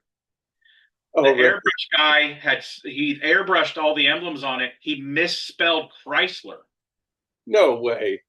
and he's like, "It's 2 days before the show opens." It's like we can't have that misspelled on display for a Chrysler Oh, God. promo vehicle. He's like, "Oh, I'll go find a Chrysler dealership, buy a emblem, and put it on." They're like, "Nope, damage is done already." And the story I heard that he had to pay for that car because if they were unhappy about anything. I don't know if that's the truth, but I know that that car was not on display at the show because of the misspelled painted Chrysler on the back. I was there and they're like, "Pull it back in," and your dad's like, "What the hell?" But he had other cars there. That's when he was doing multiples at the same Yeah. time. But Yeah. that was No, kind of he the end had, of the dollar program. Kind of tapered off after well, that. yeah, that year, I know he had, um, that's funny because maybe I don't remember that car being, I was there. I mean, me and Jamie were there. Mm-hmm. Um, and I remember the car, but maybe he did and he sold it. But I feel like that's the year that he had the F-150. He got like he was double dipping, so he had um, Ford and Chrysler or Dodge Chrysler that year. Mm-hmm. Plus, I never got a plus, Chrysler. I did Fords. I did more GMs. And I did a couple Fords. Our last Ford was 20. Well, shit, it's been 10 years now. 2016. And then 2 years before that, we got a Chevy Duramax that I still have that I don't plan on ever getting rid of. And then we had a run of a whole bunch right in a row right then. But now they don't even do those programs like that for the hell. Those OEMs don't even come to the SEMA show anymore. yeah, Yeah. yeah. I don't know. I mean, I hadn't been. We went this year or this last year, and because we went for the boat thing at Sosa's, but I hadn't been in so many years. I was like, "What? This thing's out of I don't know control." how he's gonna. We were there, but you can't. There's so many people at that Sosa party. I don't know how they're gonna outdo putting a flat bottom boat in a blow up pool in Yeah, the middle of the shop. Did you outrageous. hear that they flooded the shop because they poked a hole in the pool Yeah, when they were tearing it down? yeah. No, I, I know because I had stuff there that I had to get. So, uh, but yeah, no, that was crazy. But just going, we went and I was like, I walked in the one building where like Moon Eyes and stuff, and I go, well, this is the main. It has the two level, and I go, Mm-hmm. that's where Ford used to be because remember my dad. That's where when he won the Ford award, he had the Mm-hmm. '46 Ford Woody 2-door Woody wagon. That's he ended up getting like sent. He got to go to Detroit or whatever. Mm-hmm. Ford paid him, and he got like their big award. Like he has a plaque still on a shelf at the house. But I don't remember all those extra buildings like down the road, and now it's all apartments around there. But Yeah. um, but no, I don't remember. I mean, I remember that. I remember that Sebring convertible thing. I didn't hear that story, so maybe he just was hush hush about it. But I think Yeah. that year he had the I Dodge. don't. I don't know if I. I mean, same as it wasn't as big as it is now. but it could have been there and he could have got it fixed. And I was just there when they noticed that Chrysler was Yeah, still if wrong. it was, I maybe got it the was. hell out of there. I was like, I don't need to be here right now. I'll see you later, Bones. Yeah. But yeah, I remember he had the F-150 that had wood on it. He had the Dodge uh, Ram crew cab or whatever it was, the four door. Because me and Jamie bought that off of him um, that year. Yeah, I was And just then thinking about him the other day because I got a guy that wants to buy a stalled crew cab older truck and he wants to put wood grain on the side of it. I was like, oh, yeah, the Bones used to do. And he's like, what? He had, not a historian guy for sure. yeah, So, yeah, I don't know that Dodge one. We ended up taking it all off, and I had Cal Concepts um, two tone it from the wood down um, in silver leaf, like a break stripe in it. Uh, just because the wood was starting to peel, like mm, because it wasn't parked in the garage; it was sitting out, and the weather was coming in that yeah. that balsa wood sort of paneling because they used real wood on that compared to like what they use on PT Cruisers or whatever the plastic stuff. Yeah. Um, but no, like I said, he had a 39 Merc there that year. Like I remember going, and it was like it took us 2 days to load in, 2 days to load out. You're there for friggin' 2 weeks almost, a week and a Yeah. half. Yeah. I guess it was like, We've taken cars 27 years to SEMA. Sometimes we've taken a new car and a hot rod the same year. That's a lot for a small shop. It's a lot, especially driving yeah, 30 yeah, hours across country. Yeah. yeah. No, I don't. I mean, I don't miss it at all. Like, just like I said, it was fun. There, one of the last cars I remember that he kind of did was, I don't know if it had side glass or not, but it was like a 30 something Plymouth convertible or Carson top car. And wasn't he trying to repop them in glass like other people could buy those bodies? I have the molds, and I have one of them left, Okay. and it's sitting on. So TCI did so it's one of their 35 to 39 or 40 Ford. I don't know what year the brake is, Hmm. but it's supposed to be a 36, 37 Ford, um, sort of like I don't know whoever else they did something similar, but Yeah. I have it's just sitting in my field. Like I was thinking it was a Mopar nose on it though, wasn't it, or no? no, it's Ford, and then they made a billet grill out of it, just a Okay. bar grill. Um, but yeah, it's got um, like 38 headlights maybe on it. The ones that are sort of set in the teardrop ones. Okay. Yeah. Is that 37, 38, maybe 39? I don't know, maybe 39. Yeah. Yeah. Um, and then French in tail light. It's this last body Keith Dean actually did for him off of the molds. So I have all the molds sitting in my backyard, sitting on a brand new TCI chassis with one body. It's the last body that was ever made, and Keith Dean made it. And I don't ever have like I don't plan on building that car. It's just not something like at one point I was like, well, it'd be cool to do like a weird, you know, sport custom out of it. Hmm. Like not like because guys have done customs like with white walls on them, but it's mainly set up to look like a street rod. With when my dad Yeah. would sell them, it would have like If you ever don't throw it away, not that I can afford it, but let me know if you're ever going to get rid of it. If you say you're not going to build it, but hey, it's nickels on the dime, so we'll yeah. talk about it later. I'm Because fine with glass stuff. Some it's people aren't. It's like, man, chassis. the fiberglass business was so big, man. You go to the Street Rod Nationals, and there was, man, 15 companies selling all these bodies. Where the hell are all the fiberglass bodies at? The kids are getting their dad's collections, and they don't care about cars, and they're selling them. But there's just got to be like every 12th house in the Midwest probably has their grandpa's fiberglass street rod wedged in the back of the garage. There was that Yeah. many of them, man. Just I No, would I know. take a little glass 32 Roadster body. I got a chassis early, all original parts and stuff. Just I would totally take somebody's. Oh, I'm not going to build this glass roadster. It's like, man, I would love to have a little 32 primer it, drive it around back and forth to the shop. I would love it. Yeah. No, and that's the thing. That's where I was with it, but I'm just like, I don't know. I Yeah. just, I'm not there yet. I don't know. But it sucks because the chassis is brand new, and the chassis, for sure, if you were to order one right now, that's decent money. Yeah. ECI, um, and then all the molds and stuff. But see, he was getting those done in Canada way back when he Okay. was doing them. I mean, he pumped out a handful. I mean, he made his money back on making the molds and doing it. Um, but again, he was juggling three jobs. It was like, okay, we have a construction business. Now I got this fiberglass car deal, and it Hmm. was like me and a buddy were assembling these in the shop. Like using the lift to put the body on the chassis and whatever, and you'd send them out to where the person would usually, like, he would sell them to where they would put whatever drivetrain in them they Hmm. wanted. If Yeah. they wanted some seats, he would sell them seats, whatever. But it was pretty much a roller with Yeah.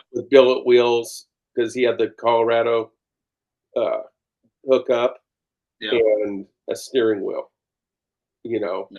Yeah. We worked really close with Colorado Custom a lot of years. Like we'd get to design a wheel, we'd get the first one for our SEMA build, then they'd wait 3 months to sell them to the public. So we had a good, and then for man, 3, 4 years, my wife, they sent all their half wrap billet steering wheels to my wife and she wrapped them and sent them back. She did all the steering wheel wraps, just yeah, gluing and not yeah. stitching them and stuff. So what was some of the last cars that your dad? That was towards the end of him building cars. Was when he was doing them glass cars, right? And then he finished what's right behind your head painted there, the Econoline Yeah, truck. but okay, so I'm trying to think. So we did that 49 Cadillac wagon. It was Okay. orange, pearl orange. You remember that? Hmm. It was a two-door fastback turned into a wagon. Um, he sold that at auction, but that went to the Roadster Show and might have went to Sacramento. Um, I remember I met IndyCar driver and IMSA driver Scott Pruitt at Pruitt had the Buick. Scottsdale Good Guys one year when we had our 53 way long ago, like 2000. And he had just bought one of your dad's like Woody wagon. I don't remember which. It was like a bronze colored one. It was a Buick, I think. It was a 40, Yeah, 50, Scott 49 Pruitt. He's like, oh man, I was like, oh yeah, I'm a fan of you, man. And he's like, oh, Bones Noteboom, and I'm like, yeah. I said, pretty well. He's like, I just bought one of his cars that he built. I was like, oh okay. I was well, small story, but I just remember that right now. Yeah, no, Scott was super cool. Like, we met him and like he was still racing at the time. My dad got to go to the races and see him, like he hooked him up. Hmm. And that was a good deal. And I know that car I think moved on, but that was one of the cars, he was stoked on it and then it's in other hands now. Um, but yeah, so I'm trying to think because I was doing bikes at the time, but there's the cars coming around. So I can't remember if so we had the Packard. You know the story of the one that burned to the ground and that burned the trailer down. A little bit, not fully. Yeah, so what was that? It's a 35. I mean, it could be a 37. I don't know exactly what year. I'm blanking on it. Packard and um, convertible. So he did that, and I mean that was Stanford did the drawing. Like I have one hanging in my garage. He did posters for it and all that shit. Bitchin' car. He got that from the guy, his friend that he grew up with in Bellflower that owns the Orange Zephyr Woody wagon. Um, he bought that from him or traded him something. Had his buddy do the custom work with what him and Stanford came up with the design, convertible, um, chopped, blah blah blah. It was called the Zoot Suitor, Mhm. and it was like an emerald green. Okay. And so me and him went to New Mexico, and I took uh, like they gave us a whole friggin' end spot to um, They're the their indoor. the indoor show. Yeah, Yeah. That yeah. what's his name runs. Yeah. So it's like the Roadster show type deal, but Yeah. out in New Mexico. So we got this end spot, and it's like him with it. The Packard's going to be there, and then I'm bringing Jamie's Triumph, the Desert Rose, and then the Plum Smuggler, that '69 Digger Arlen-esque looking purple bike that I built. And luckily, we made it there and back. But like, we switched driving. We drove, I don't know what it was, 20 hours from here to there, 20 something, and trailer the car with the bikes. I have them strapped in the back. We go there, we get to the show, set up, blah blah blah, come back. None of that shit's insured yet. Oh. This is moral of the story. Like, Yeah. I'm like, well, fuck. I'm showing Yeah. the bike. Like, I got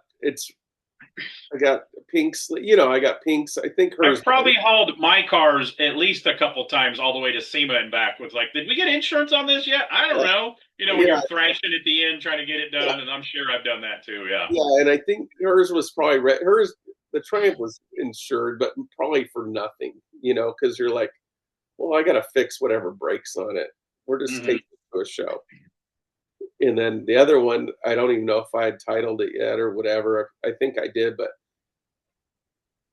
and then I don't think that car was. So we go all the way there, we go all the way back, and then the following couple weeks is Sacramento, and my dad's going up. My mom and dad are driving up to Sacramento, Autorama, and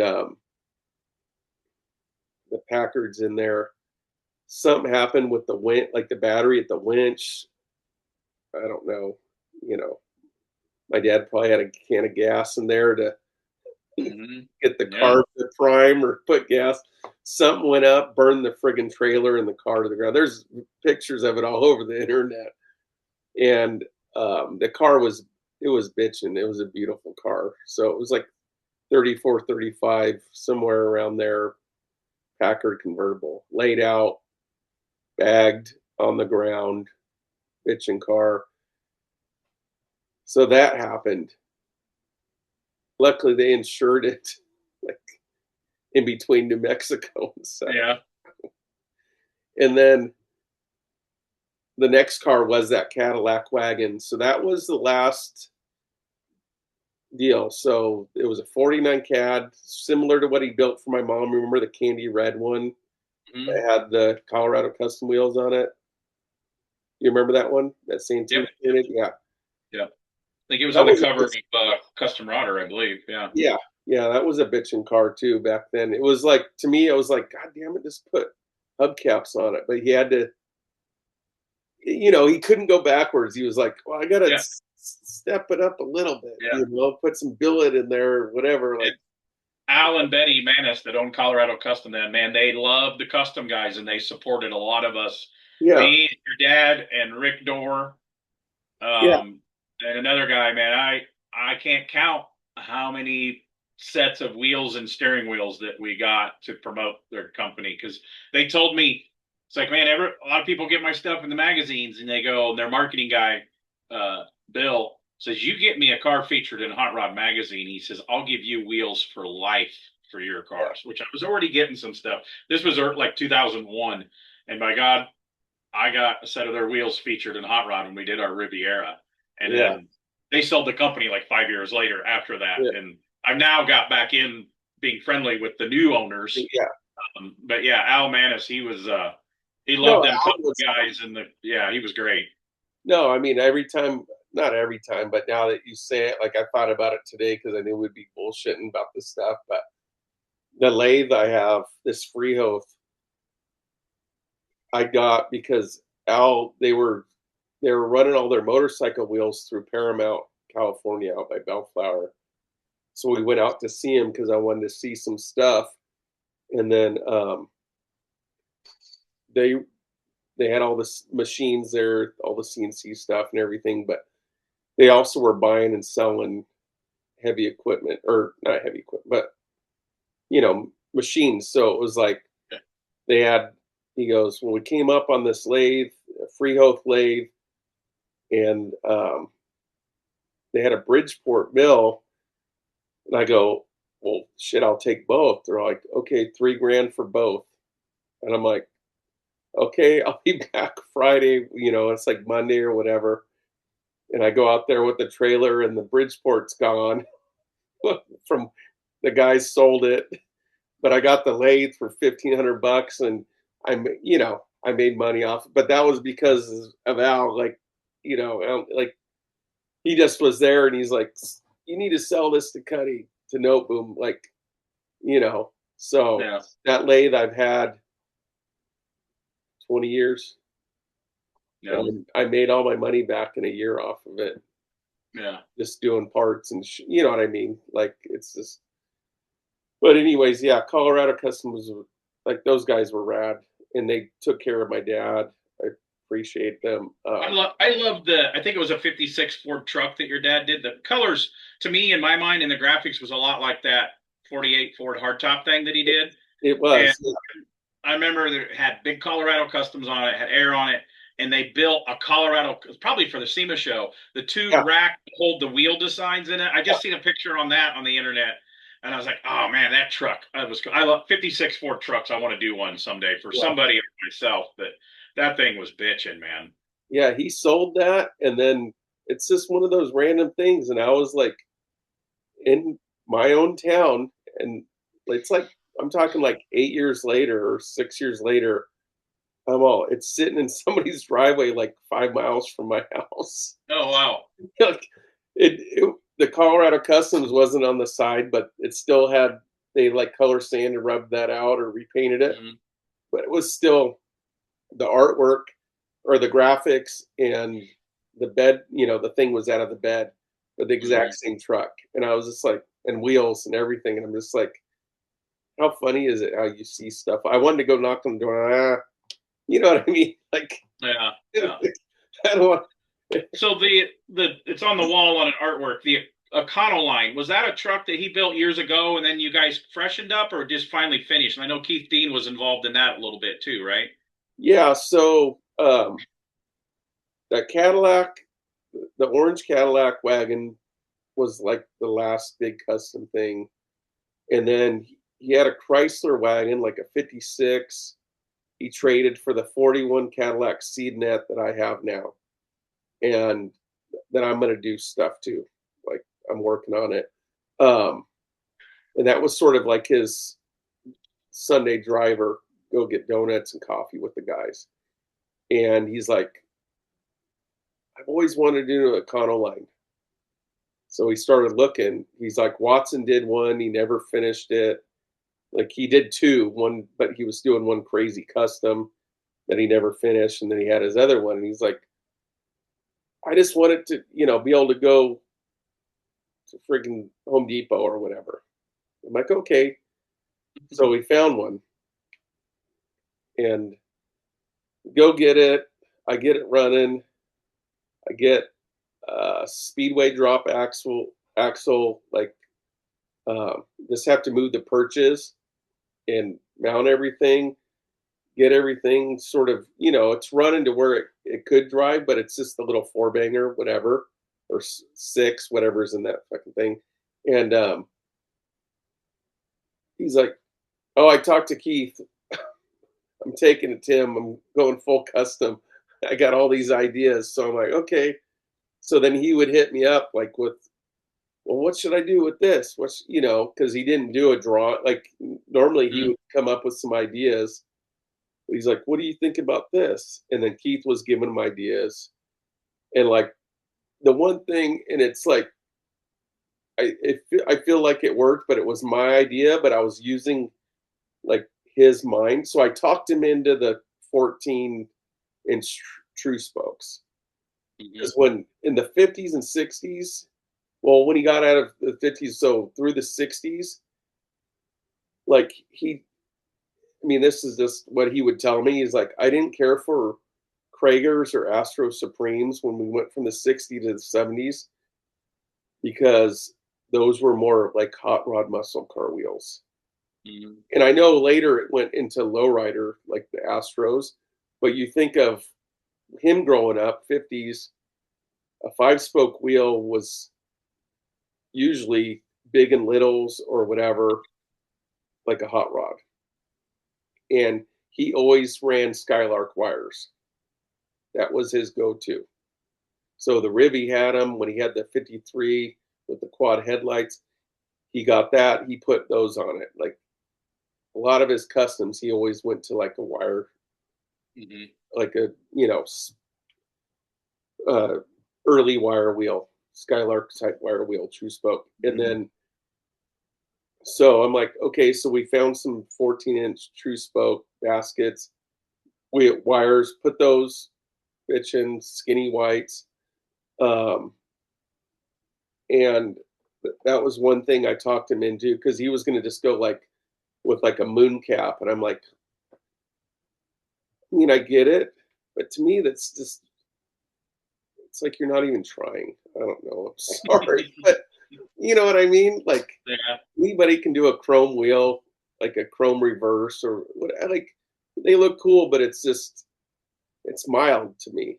I feel Yeah. like the wire sets it off a little bit. So then um, did that, and then the grill. We can't. He's like, I don't know what to do with the grill.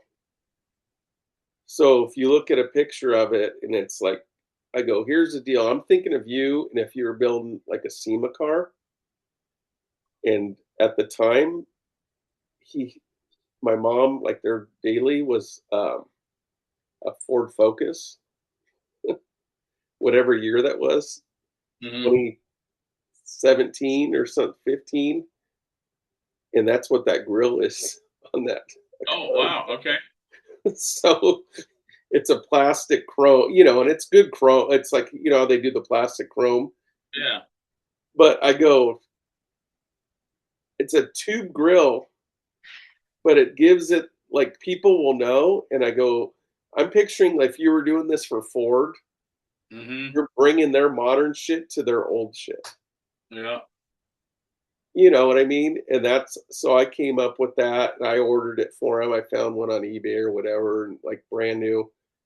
And then Keith put that in, and then Ron Mangus did the interior, and then I found him the motor, and then put that big block in it.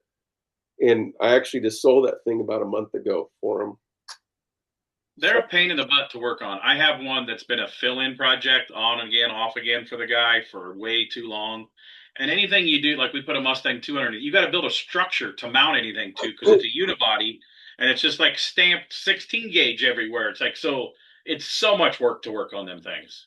if you saw what Keith did to this thing, I mean, the new guy that owns it, he took it to a buddy to like they dressed the motor up. They've done some stuff to it because they've been sitting, and I got it running, but that thing just burned out. So there's no drive shaft. It's a 390 or whatever with a C6. Hmm. Transmission's friggin' 4 foot. You know what I Hmm. mean? Like, and it's straight, direct, just U joint to the rear end. So Hmm. Keith did a cannon, like a almost like a subframe 2-link, so that trans, engine, and rear end pivot up and down. It's got billet coilovers in the back, and leaves. And then in the front, we kept having the bump steer thing. So you have that big motor now that's mid engine, Hmm. and it's like, and you're looking over out of a fishbowl. Yeah. Yeah. And Driving there's one of no, them is like sitting in the front car at a roller coaster. it's, yeah, it's, well, Yeah. it's like a VW bus, but they were meant to drive like that, like in their rear engine. Like this thing, you put all that weight in the middle of it. There's no, it's just, it's light up front. You hit a rock going down the road, that thing would launch you into the oncoming traffic.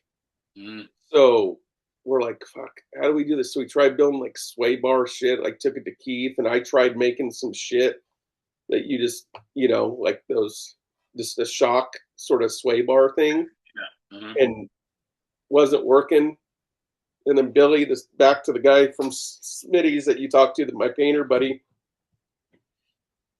he's like, why don't you go talk to Lager, Neil?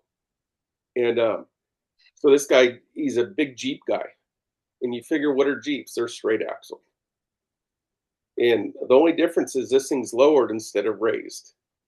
Okay. So I took it to him. I go, I need you to fix this. I don't care what you do to it. My dad doesn't know what to do. He can't, we don't know what to do with it. Like, I feel like you should be able to do something like a two link, right? Like, what would you do on a Jeep? And he goes, yeah, that's what I would do. So he subframed and two linked it with to the drop axle with the coilovers, and the thing handled it like that handled it. Like, get in it, and I'm hitting dips, driving it down the road. It handles beautiful, and that's what it took. But yeah, there's a lot to it. Like I met a guy at Pomona Swap Meet, and he had a van, and it was slammed on the ground. And I'm like, what'd you do? He's all, I used a Toyota Tacoma chassis underneath it. Yeah. Or whatever. You know what I mean? I'm like, okay, we're beyond that. This truck's done. We just need it to handle right. Like, Yeah. but yeah, I know. That Keith Dean has done. He's forgot more about custom car building than most custom guys will ever know. Yeah. He is a wizard, and Yeah. using his shop that time and watching him chopping a top over there. I've chopped a lot of tops. He says he's chopped like 549 to 51 Mercuries. I mean, he is just he's just a robot. Like, man, it's impressive the stuff he can do. Well, that's the thing. It's like I'm asking him, well, you remember what you did? He's all, no. I go, well, the guy that has it now looked underneath it, and he's super excited about it. I'm like, it works. So yeah, so that thing's gone. Yeah, my dad, they don't have anything anymore. The Cadillac is sort of my ode to my dad. It was his daily driver, but today I actually found another 41 grill for it. For the custom work I'm going to do to it, I'm going to do Buick headlights. The grill has the markers in it. So I bought another grill, and I'm going to get rid of the markers. If that makes sense, because it's that bar grill in the 41. So I'm going to go up there, and then it has those fog light covers, so those will get welded up.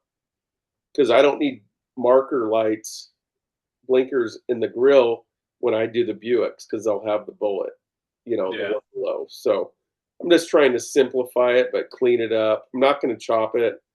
I'm going to shave the hood. I'm trying to think what I want to do with the big goddess lady, that opens the hood, because I like that it works, but it's a little bulky. I'm going to lower the bars on the the three trim pieces on the fenders. Mm-hmm. Been looking at it compared to a Chevy, like they're up high. I'm gonna lower them the same distance. I feel like that'll make the car look lower. So yeah, do that and then bag it at some point. But that's sort of my next project. Just to sort of, I'm building a panhead for myself. But this car is sort of like an ode to my dad, like. Yeah.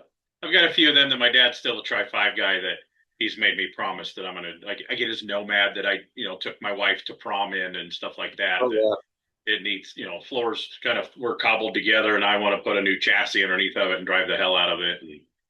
Yeah, he just got it running. He tried putting a tune port motor. That's how long it's been off the road. Tune port, fuel injection, and never listened to his car building son and bought a generic harness.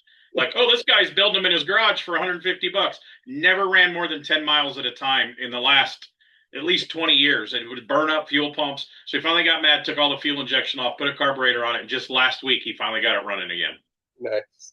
Yeah, he's 77 years old now, still out there, running his farm and working on his tri-fives. So it's pretty Yeah, cool. that's cool. So that car, is there another car?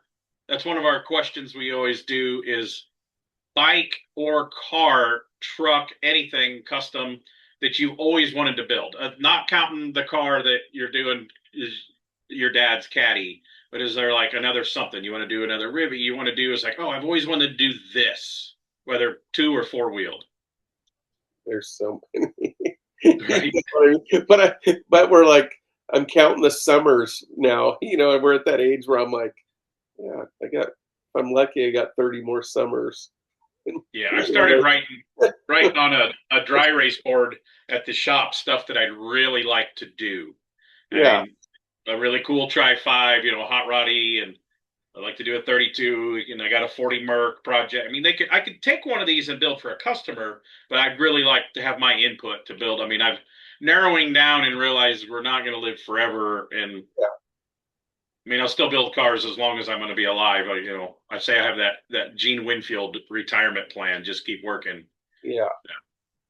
Um, I mean, there's a few, but I don't, I just don't think I'll ever get to it. I mean, there's just because like they've never come up. If they came up, I would try to buy, but like that, a couple of my dad's cars, like his 53 that had the 58 dual the headlights uh, Mm-hmm. in it. That was a car You know where crash. that car is? It probably got freaking demolished. Who knows? We never heard anything about it. Um, but and again, if it came up, would I spend the money to buy it? You know what I mean? So Yeah. it's like one of those. And Like my dad found one of his old '57 Chevys. Like it was the first car that he did. And when it was tilt front end. He traded it for a Corvette. It was like $100 pasture find vehicle. Holes, patched it with stop signs and pig feeder lids. And, just didn't know what he was doing. I'm seven, so it was like 1977, 78. It was a bitchin' car. Straight axle, four bucket seats, chain steering wheel, Krager's on it. And we thought it left the area. Well, somebody said, "Oh no, it's seriously 20 minutes from his farm in Illinois," and somebody painted it like oh god, in the 90s. Brad. Well, he went to look at it because it was for sale. It was a drag car. It had slicks and changed rear suspension, but he crawled underneath. He's like, yeah, it's still got the shitty floor stuff that I did way back then. And then my dad overshared, as my wife calls it, like I do sometimes. And oh yeah, it was my first car. Then my son does this, and he's a hot rod builder and all this stuff. So then the car that should have been worth about 12 grand, the guy wanted 30 grand for it because the sentimental attachment. He found one of his old 55s that we would love to have back. The car had actually made a magazine, and the same thing. They love it, and it's still got the same pinstripe and paint and everything from the 80s, but it's got a blower motor, and he wants 60 grand for it because of the story my dad told him. It's like, Dad, you've got enough cars, you don't need that. Yeah. Yeah. Yeah. Some people Yeah. don't appreciate sentimental. They think they can cash in on it. Yeah. No, I mean, like you said about a different car. Yeah, I mean, I would like to have something almost from every era, like do a 30s car. You know, I wouldn't do a Ford. I'd like to do a Chevy, but do it Westergaard style. But what's new? You know what I mean? Like so many people have done a little bit of everything. Um, it's so hard if I come across something, but I'm at this point where more than likely it's got to be running. You know what I Yeah. mean? Because that way I can pull it in and out of the shop, and I can work on it that way, and take it out even if it's under construction or something. But yeah, I mean, I would do an oddball, you know, wagon, Yeah. 60s wagon if I My if I wife's on a came wagon gig across right or whatever, I'm all over the place when I see something. It's like of course I don't want to go. I'm not going to put money and all my time into something that I don't think I can get a return, or if our son Kyler gets stuck with it, like now. it's garbage, you Yeah. know. Um, so I, I'm sure you have the same taste, but I think I've been lucky with a lot of the stuff that I've done with the bikes. I don't know, like um, that, they should stand the test of time, like whether they look like they were built, in the 70s or not. But I built them in the, you know, Mm. 20, the 2020s or 20, whatever, Yeah. 2000s. Um, so, I mean, yeah, there's a few things. If I found, like I said, the Merc, that's when it's your first car, I wouldn't mind having that back. Yeah. But then I would have to change some stuff on it. And then again, Yeah. it's like, We still have my 54 Chevy that was my first full on car that started my shop. It was a Pro Street custom back in 94. And then we redid it in the early 2000s, took it back to SEMA and unpro streeted it. And we don't ever plan on selling that. That's a keeper car. My wife's got a Corvair, custom Corvair that I did, a hot rod Corvair with a motor in the front. And so we still have a couple, but we've sold everything so we could build something else. You can't afford to yeah, keep them. Yeah. no, I mean, that's the way it's always been. And then, with me doing my show, that was a point when I was doing bikes. I'd do a bike a year, and by Yeah, the that was my next question. So the poster on the wall, how many years have you been doing the hippie killer hoedown? what's the math? 2000, first one was 2009. Okay. So sneaking up on 20 years here, a few more years. So Yeah, so what made you think, hey, I want to put on an event? driving to events, Yeah. every going driving 6 hours, 4 hours, 2 hours every few months. And Um, people I have went, no idea how much work it is to put an event. I've always known we used to put on a small car show with like 200 cars from the time I was in high school with our local club. And then, now I do events on the mic for Good Guys and NSRA and Triple Crown, and I see all that stuff. Well, now for the last 11 years, my wife's been working for the company that runs Hot Rod Power Tour, the Roadkill Drags, and all the Holly LS fests. I mean, it is a lot to put on a venue. Nobody thinks somebody's got to book the bands, somebody's got to order the porta potties, somebody's got to get the fencing, somebody's got to get the insurance. I mean, it's a lot of work putting on an event. yeah, and I do it all. I mean, I got a great wife that's got my back. I got a great crew of friends, and my son and his friends that help, and family. But um, my mom and dad would help with what they could, but they're they're not able to anymore. They haven't been able to. Um, but yeah, So what is the premise of the show? It's hot rods and bikes, and you have bands and yes. entertainment too. So here's the deal. It was, you know, growing up, whatever, going to hot rod shows with my dad, lame. I mean, it was going to the early good guy shows. I don't remember any music. I mean, I would go to Pleasanton every year. Yeah, they still don't. They have bands some like once during the day. They're doing their Nashville show, which I was just on the planning bid. They have four bands every day because they're trying to mix it up, and you have to be accepted like a Legends show and traditional cars. And they've got, of course, Nashville. There's millions of bands, rock and roll and Yeah, country upcoming artists. So they're trying this. I hope it really works because I'm a music fan too. but yeah, I mean, the bigger cities probably get away with doing stuff, and then there's nightlife. Hmm. But out here, it was like me growing up. Um, I remember going to Havasu as a kid. They would just, we'd go out there, spend the night. They'd park on the grass. You're looking at the lake, bunch of hot rods, street rods, some customs. That's it. people get trophies and they drive home. Mm-hmm. But to me, the fun part is the drive. So that's why I still like to drive to car shows. That's why I'm at the point of like I don't care about building a full custom that I got a trailer around, but Mm-hmm. I like I like that I have my 46 that I can get in and go. I try to drive it, whether it's an hour to 2 3 hour whatever to a show. Mm-hmm. But um, back in those days, we didn't have anything. I mean, it was Paso Robles was the main thing for custom cars, and then there was a show in Orange County, I think at the fairgrounds. Then you had your cruise nights, and that was a mixture of muscle cars, customs, hot rods. Mm-hmm. So, even my dad back then, we were just like, we should put on our own show, but then it never happened. He's busy. He's got 10 things going at once.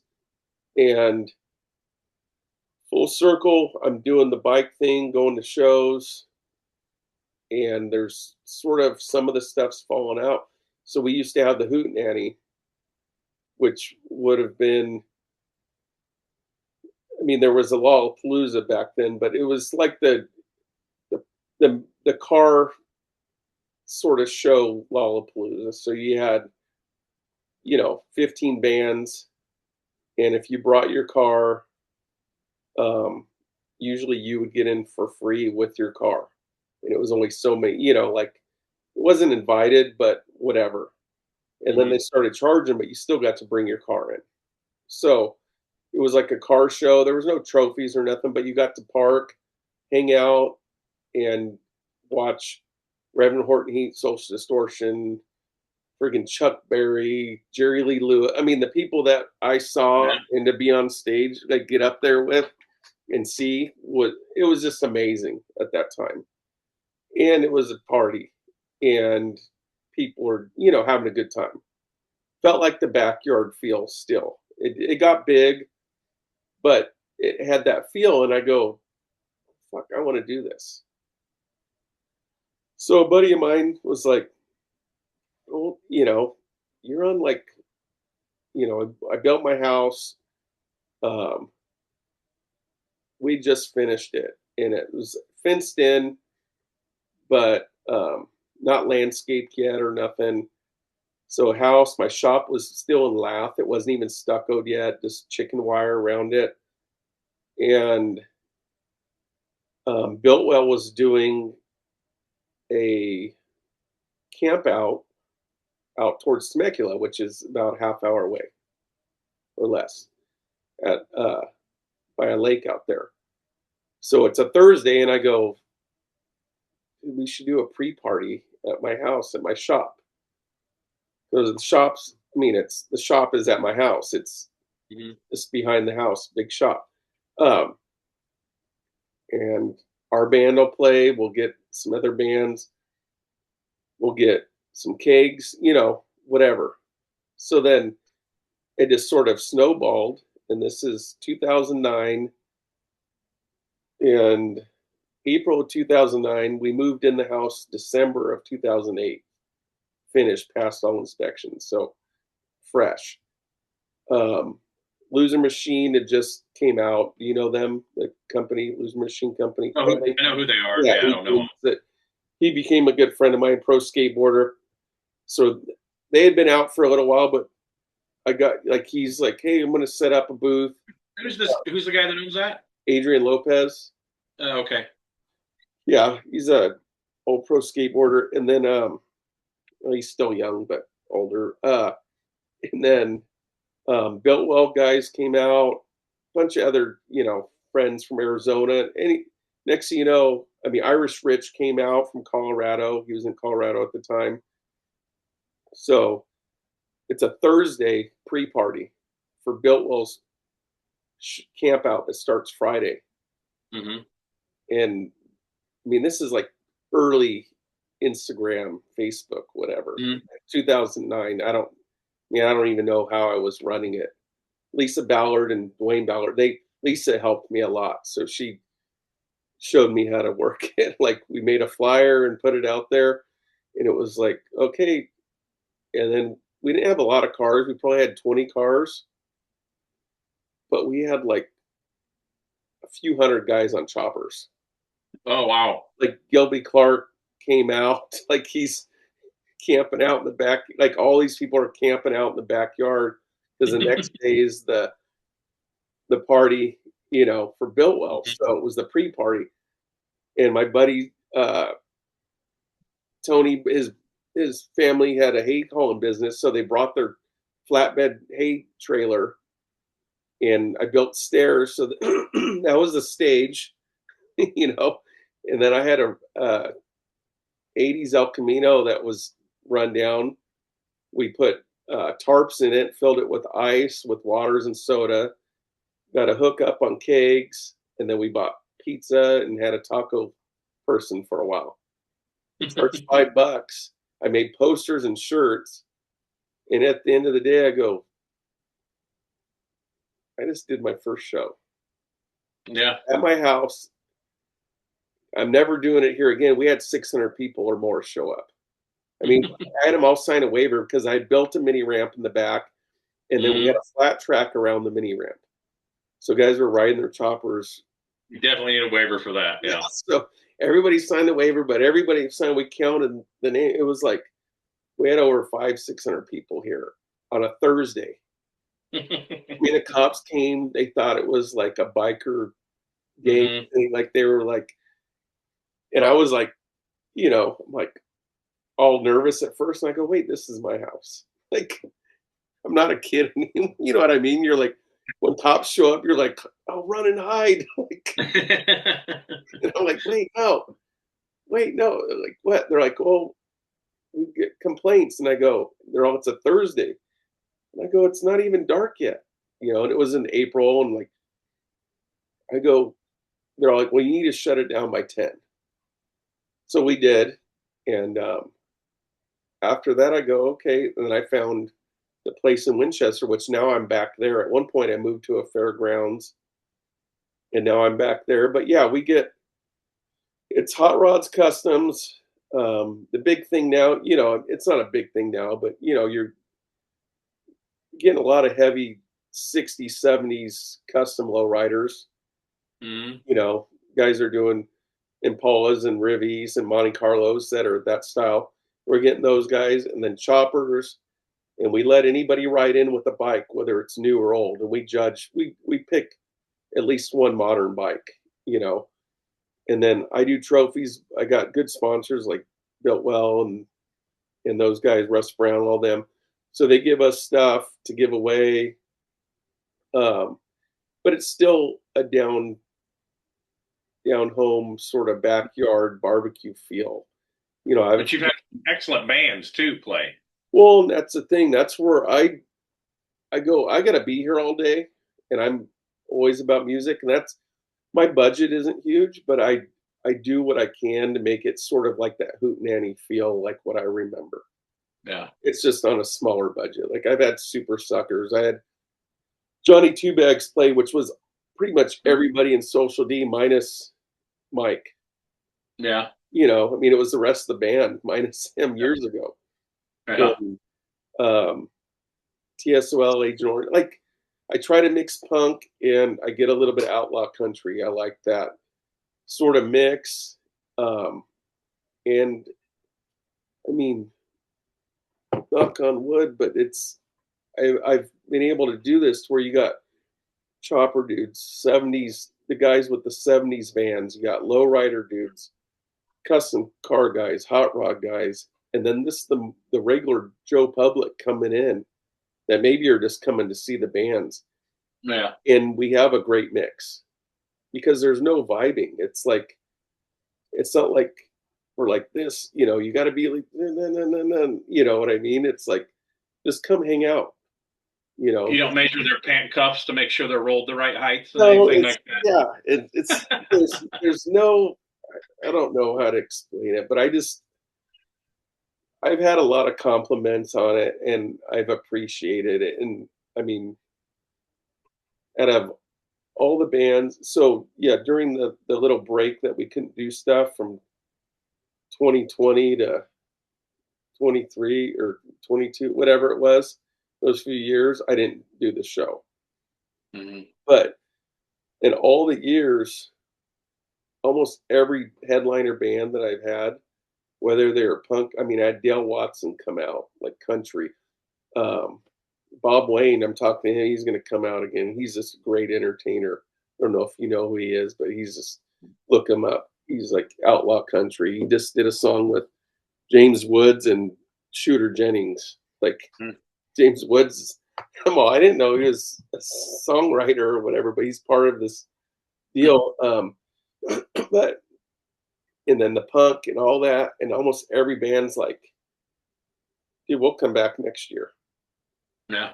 I mean, that's a compliment, Yeah. They enjoy it. and it's like, I, I, I'm like, I appreciate it because, again, back to how it started at my house, the reason was to get people out here because we've had a punk scene in Riverside and all around, but people from Orange County don't cross over this way. San Diego, it's hard to get people from San Diego. Their weather, it's never over 79 degrees. Why would you leave San Diego when you can go to a nightclub or club and see a band every night or whatever? Yeah. So to get them to come to a hot rod show, they just rather drive around by the beach with their hot rods and customs. So I'm flying into San Diego next Thursday, so I got to work the Del Mar Good Guys show. Oh, it is coming up, huh? Already? Yeah. Wow. Yep. Next weekend. Yeah, to get those guys to come out here was my goal, but it was also to give people in my area because there's a lot of people out here that, and I've kept the budget to where I can keep it reasonable, especially I'm 6 bands and see, they hired me to come help with the car show and the awards and the announcing stuff. Some guys that I've known, a few of the guys for a long time, they did this Whiskey Throttle Fair show in Pennsylvania. And it's kind of like that. Like there's a building full of bikes indoor and then outdoor. And then there was 30 cars indoor and like a Riddler winner came and then outdoor. The weather wasn't great, but there was a whole bunch of motorcycles. And then they had a building, it's on this fairgrounds full of tattoo people, like incredible tattoo artists. There was more people there for the tattoo, and then bands all day long. It was mostly tribute bands, except for Buck Cherry was the headliner. all right. And so they're taking a year off because the grounds is messing with them. They've seen how good the event is, so then they want more money and rental, and it's always somebody trying to get in your pocket. But it was kind of like that, a little bit of everything, wide variety for everybody, and bands. It was awesome. Yeah. Like the Livewire band, it was a tribute, not cover, tribute. They're better than Motley Crue now is, everybody says. Yeah. Like whole costumes and just they were so good. Oh, cool. That's cool. So how did you come up with the name for your shop, Hippie Killer? Is there a story behind that? That's one that I've always wanted to ask you. How did you come up with that? I mean, yeah. You can say I don't want to talk about it or whatever, but there's got to be a story. It's not even a big deal. It's just so funny. Like the name now doesn't resonate probably like it did, when I first came up with it or whatever in the early 2000s. But no, I was building a 70s chopper that was sort of an Arlen Ness type digger type bike. And I just was going, with the whole theme of when you listen to a lot of old country music, like the bikers hate hippies, this, like there's those songs, and it's, and there's, it's not like there's more to it than that, but I had a Desert Storm veteran that lived across the street from me that rode bikes, and he always had rad stories, and I could just tell that, just the vibe. I was just like, and then I had, this is before I was, there was Sirius radio probably. Mhm. So I'm listening to CDs, and I had Suicidal Tendencies has a song called "The Original Hippie Killer" or "Hippie Killer," and that was a song that kept popping in my head. And Bad Religion has a song called "Hippie Killer," and I named the bike that. I had it gold leafed, and then on the tank, Dave Whittle, that he had worked for Carter, Watson, all those guys way back when. Brad Pinstriper, he's done a lot of stuff for me. Um, did like a skeleton wearing like the little John Lennon, spectacles, like with a bandana on it and stuff. And I named the bike Hippie Killer. And a buddy goes, "Well, you're messing around with bikes and you're doing shirts and stuff. Like you want to do some parts, and why don't you call it Hippie Killer?" And I'm all, "Okay, yeah, Hippie Killer Customs." He goes, "Don't do customs.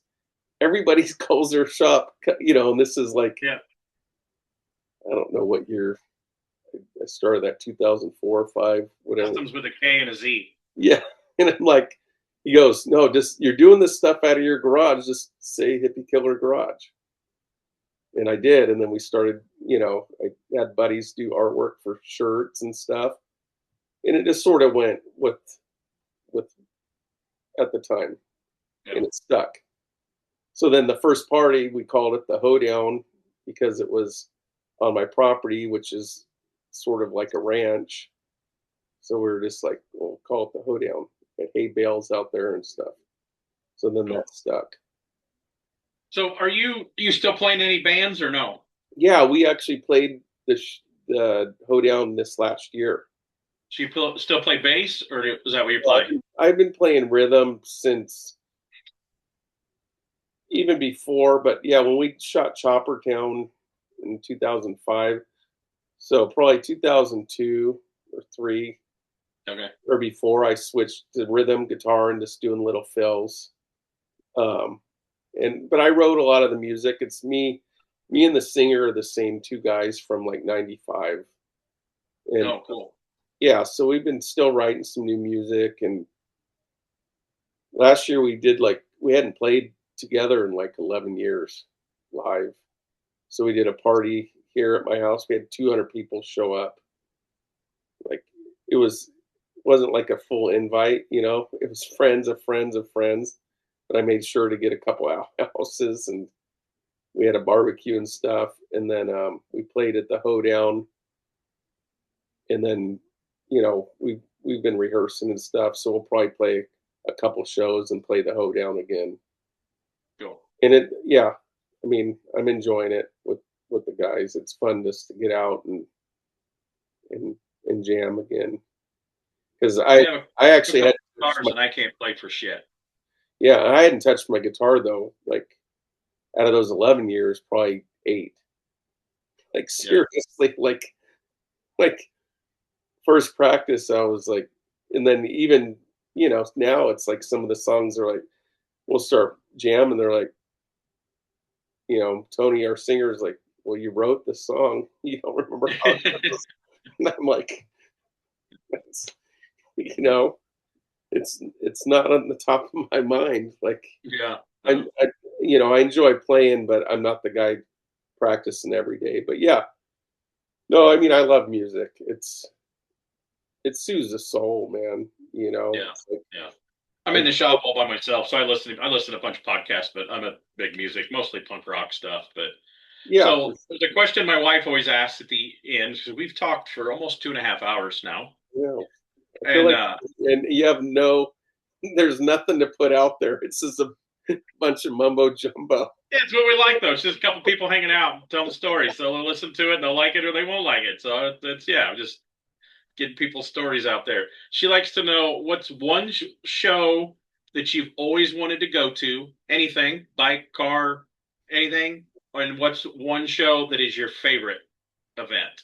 Same thing, bike, car, anything.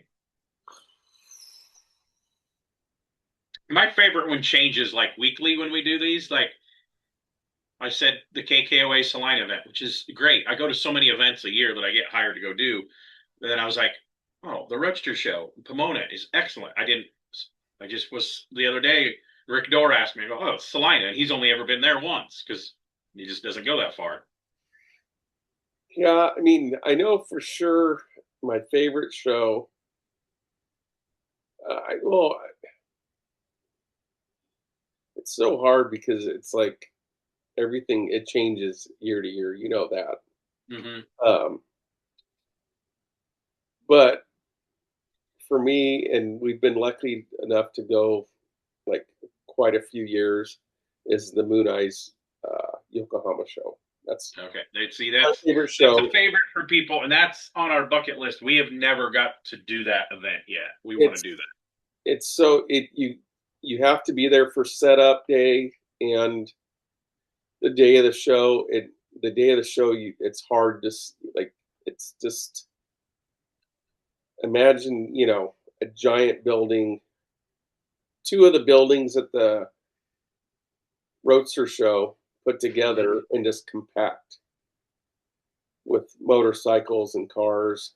But it's just the people, and then it's just the land and just being there. Hmm. And me and Jamie, like,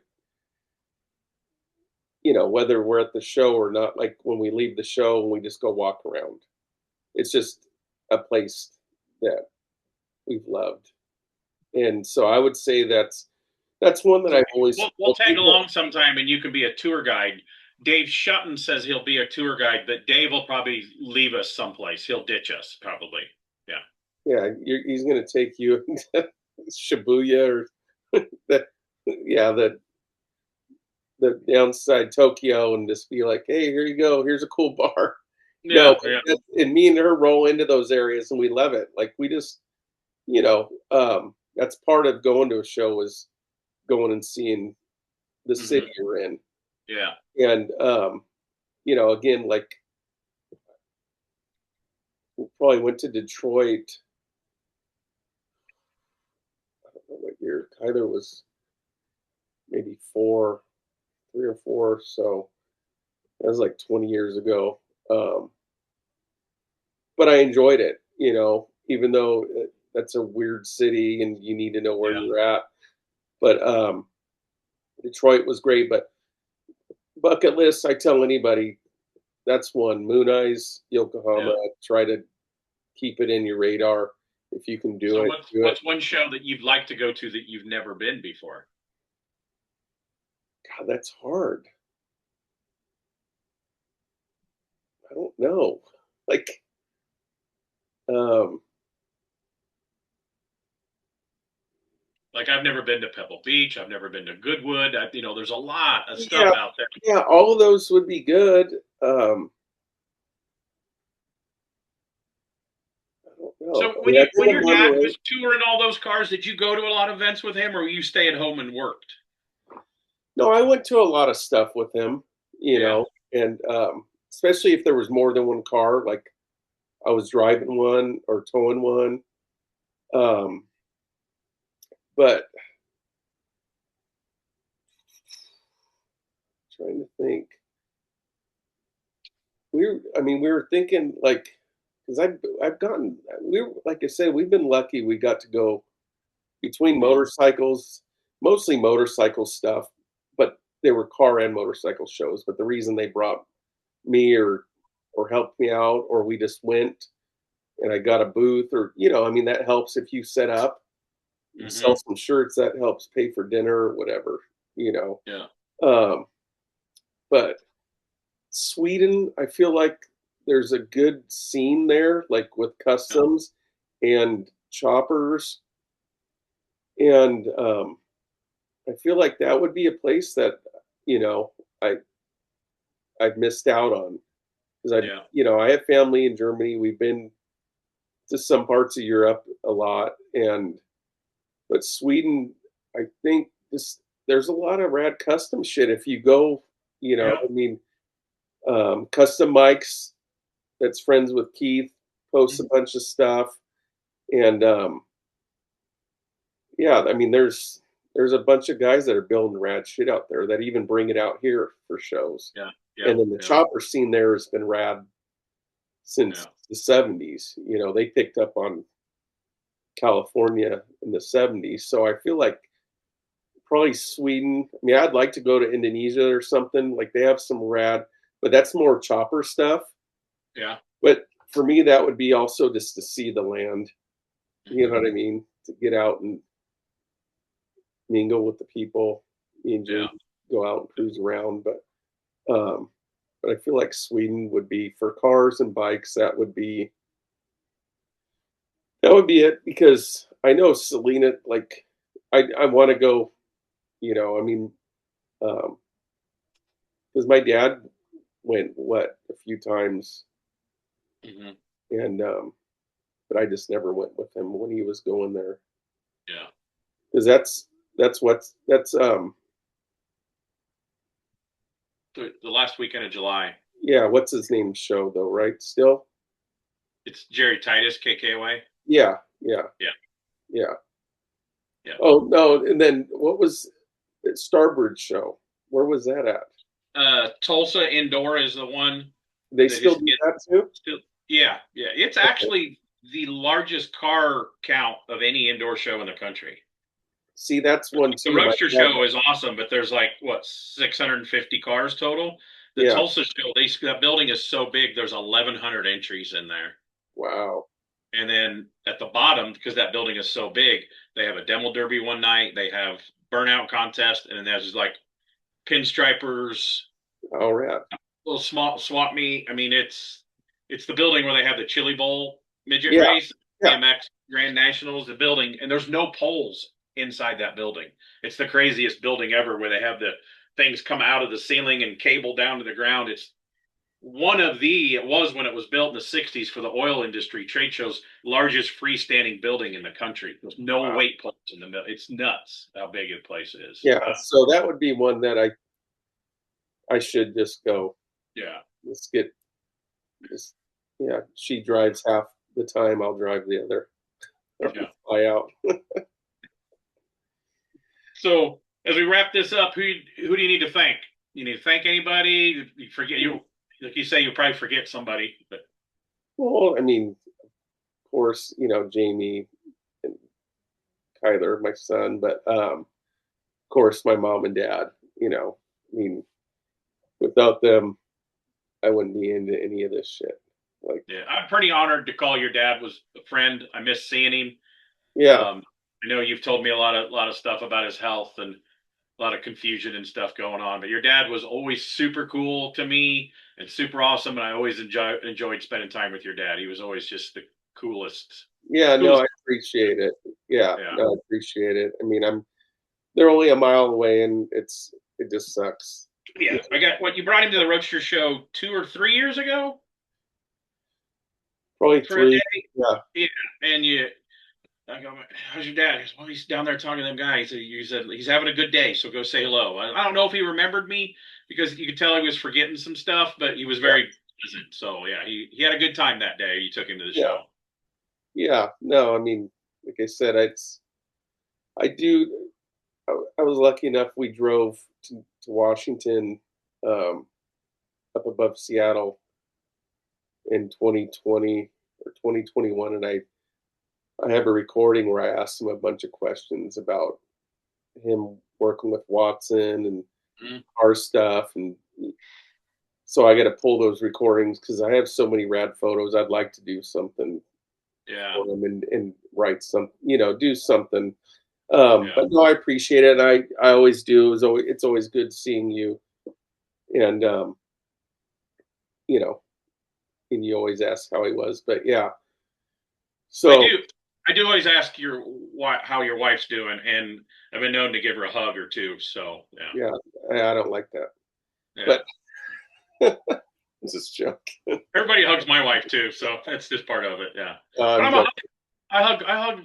I went to a truck show a couple years ago. They hired me to come down, and I do it all the time. And I grew up around a lot of truck guys and mini truck guys in the Midwest. You just Yeah, was part of the scene.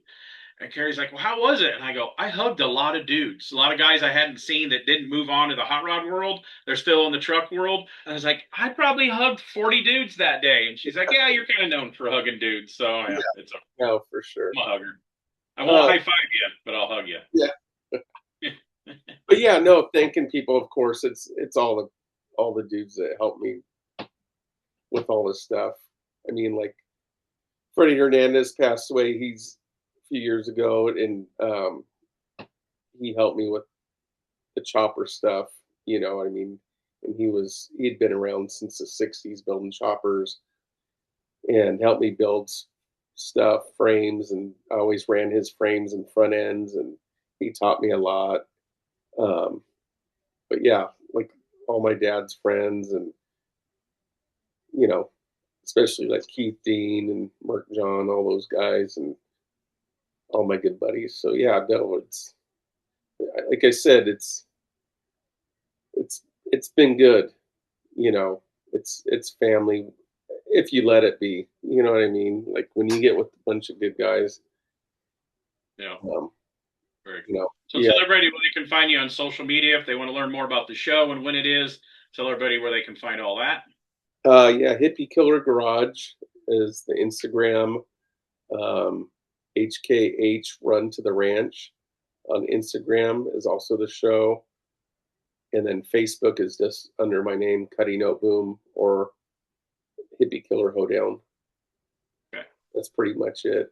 And it all crosses over to the other stuff. I don't know. It's it all works. So I think we're going to wrap this Yeah. episode up. You thought this could be a part two, which you'll think of 100 stories later, and we're totally open to doing a part two. So No, I mean I appreciate your time. You know, we've been talking about doing this for yeah, a long time. I just feel like you might have to edit it down. we don't edit nothing. We put it out raw because we do one every week. We don't edit pictures in like some people do. We just put them up and we record as some people don't know. Like if they're listening to on a platform where there's no visual, we do record a Zoom call. That's all we do. We're always Yeah. fighting technology. I got a little better microphone now, and we just put them up. We don't edit nothing. But if we have simple rules. I didn't even tell you our rules. You don't be a racist. Don't threaten to kill anybody, and don't talk verbally bad and name somebody if they're not here to defend themselves. That's our rules that I usually tell people at the beginning. So that's pretty much it. So I think I passed. you passed, yeah. So we don't need to edit anything out. I So made sure I didn't have any like name brand yeah, we don't care about that. photos. You can think sponsors. We don't. I mean, we have sponsors, but we don't care if you talk about somebody Yeah, else that conflicts with our sponsors. We keep it pretty yeah, chill. This is what we want. Just like a couple guys hanging out in the garage talking. So cool. No, I appreciate it. yeah, that's been great. So we want to thank Kutty Noteboom for being a guest on the Strange Motion Way podcast. We'll see you All right, later. thanks, and take care.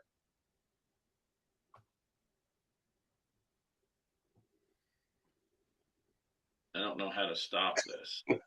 We stop. Stop recording. Sure, you want to stop recording.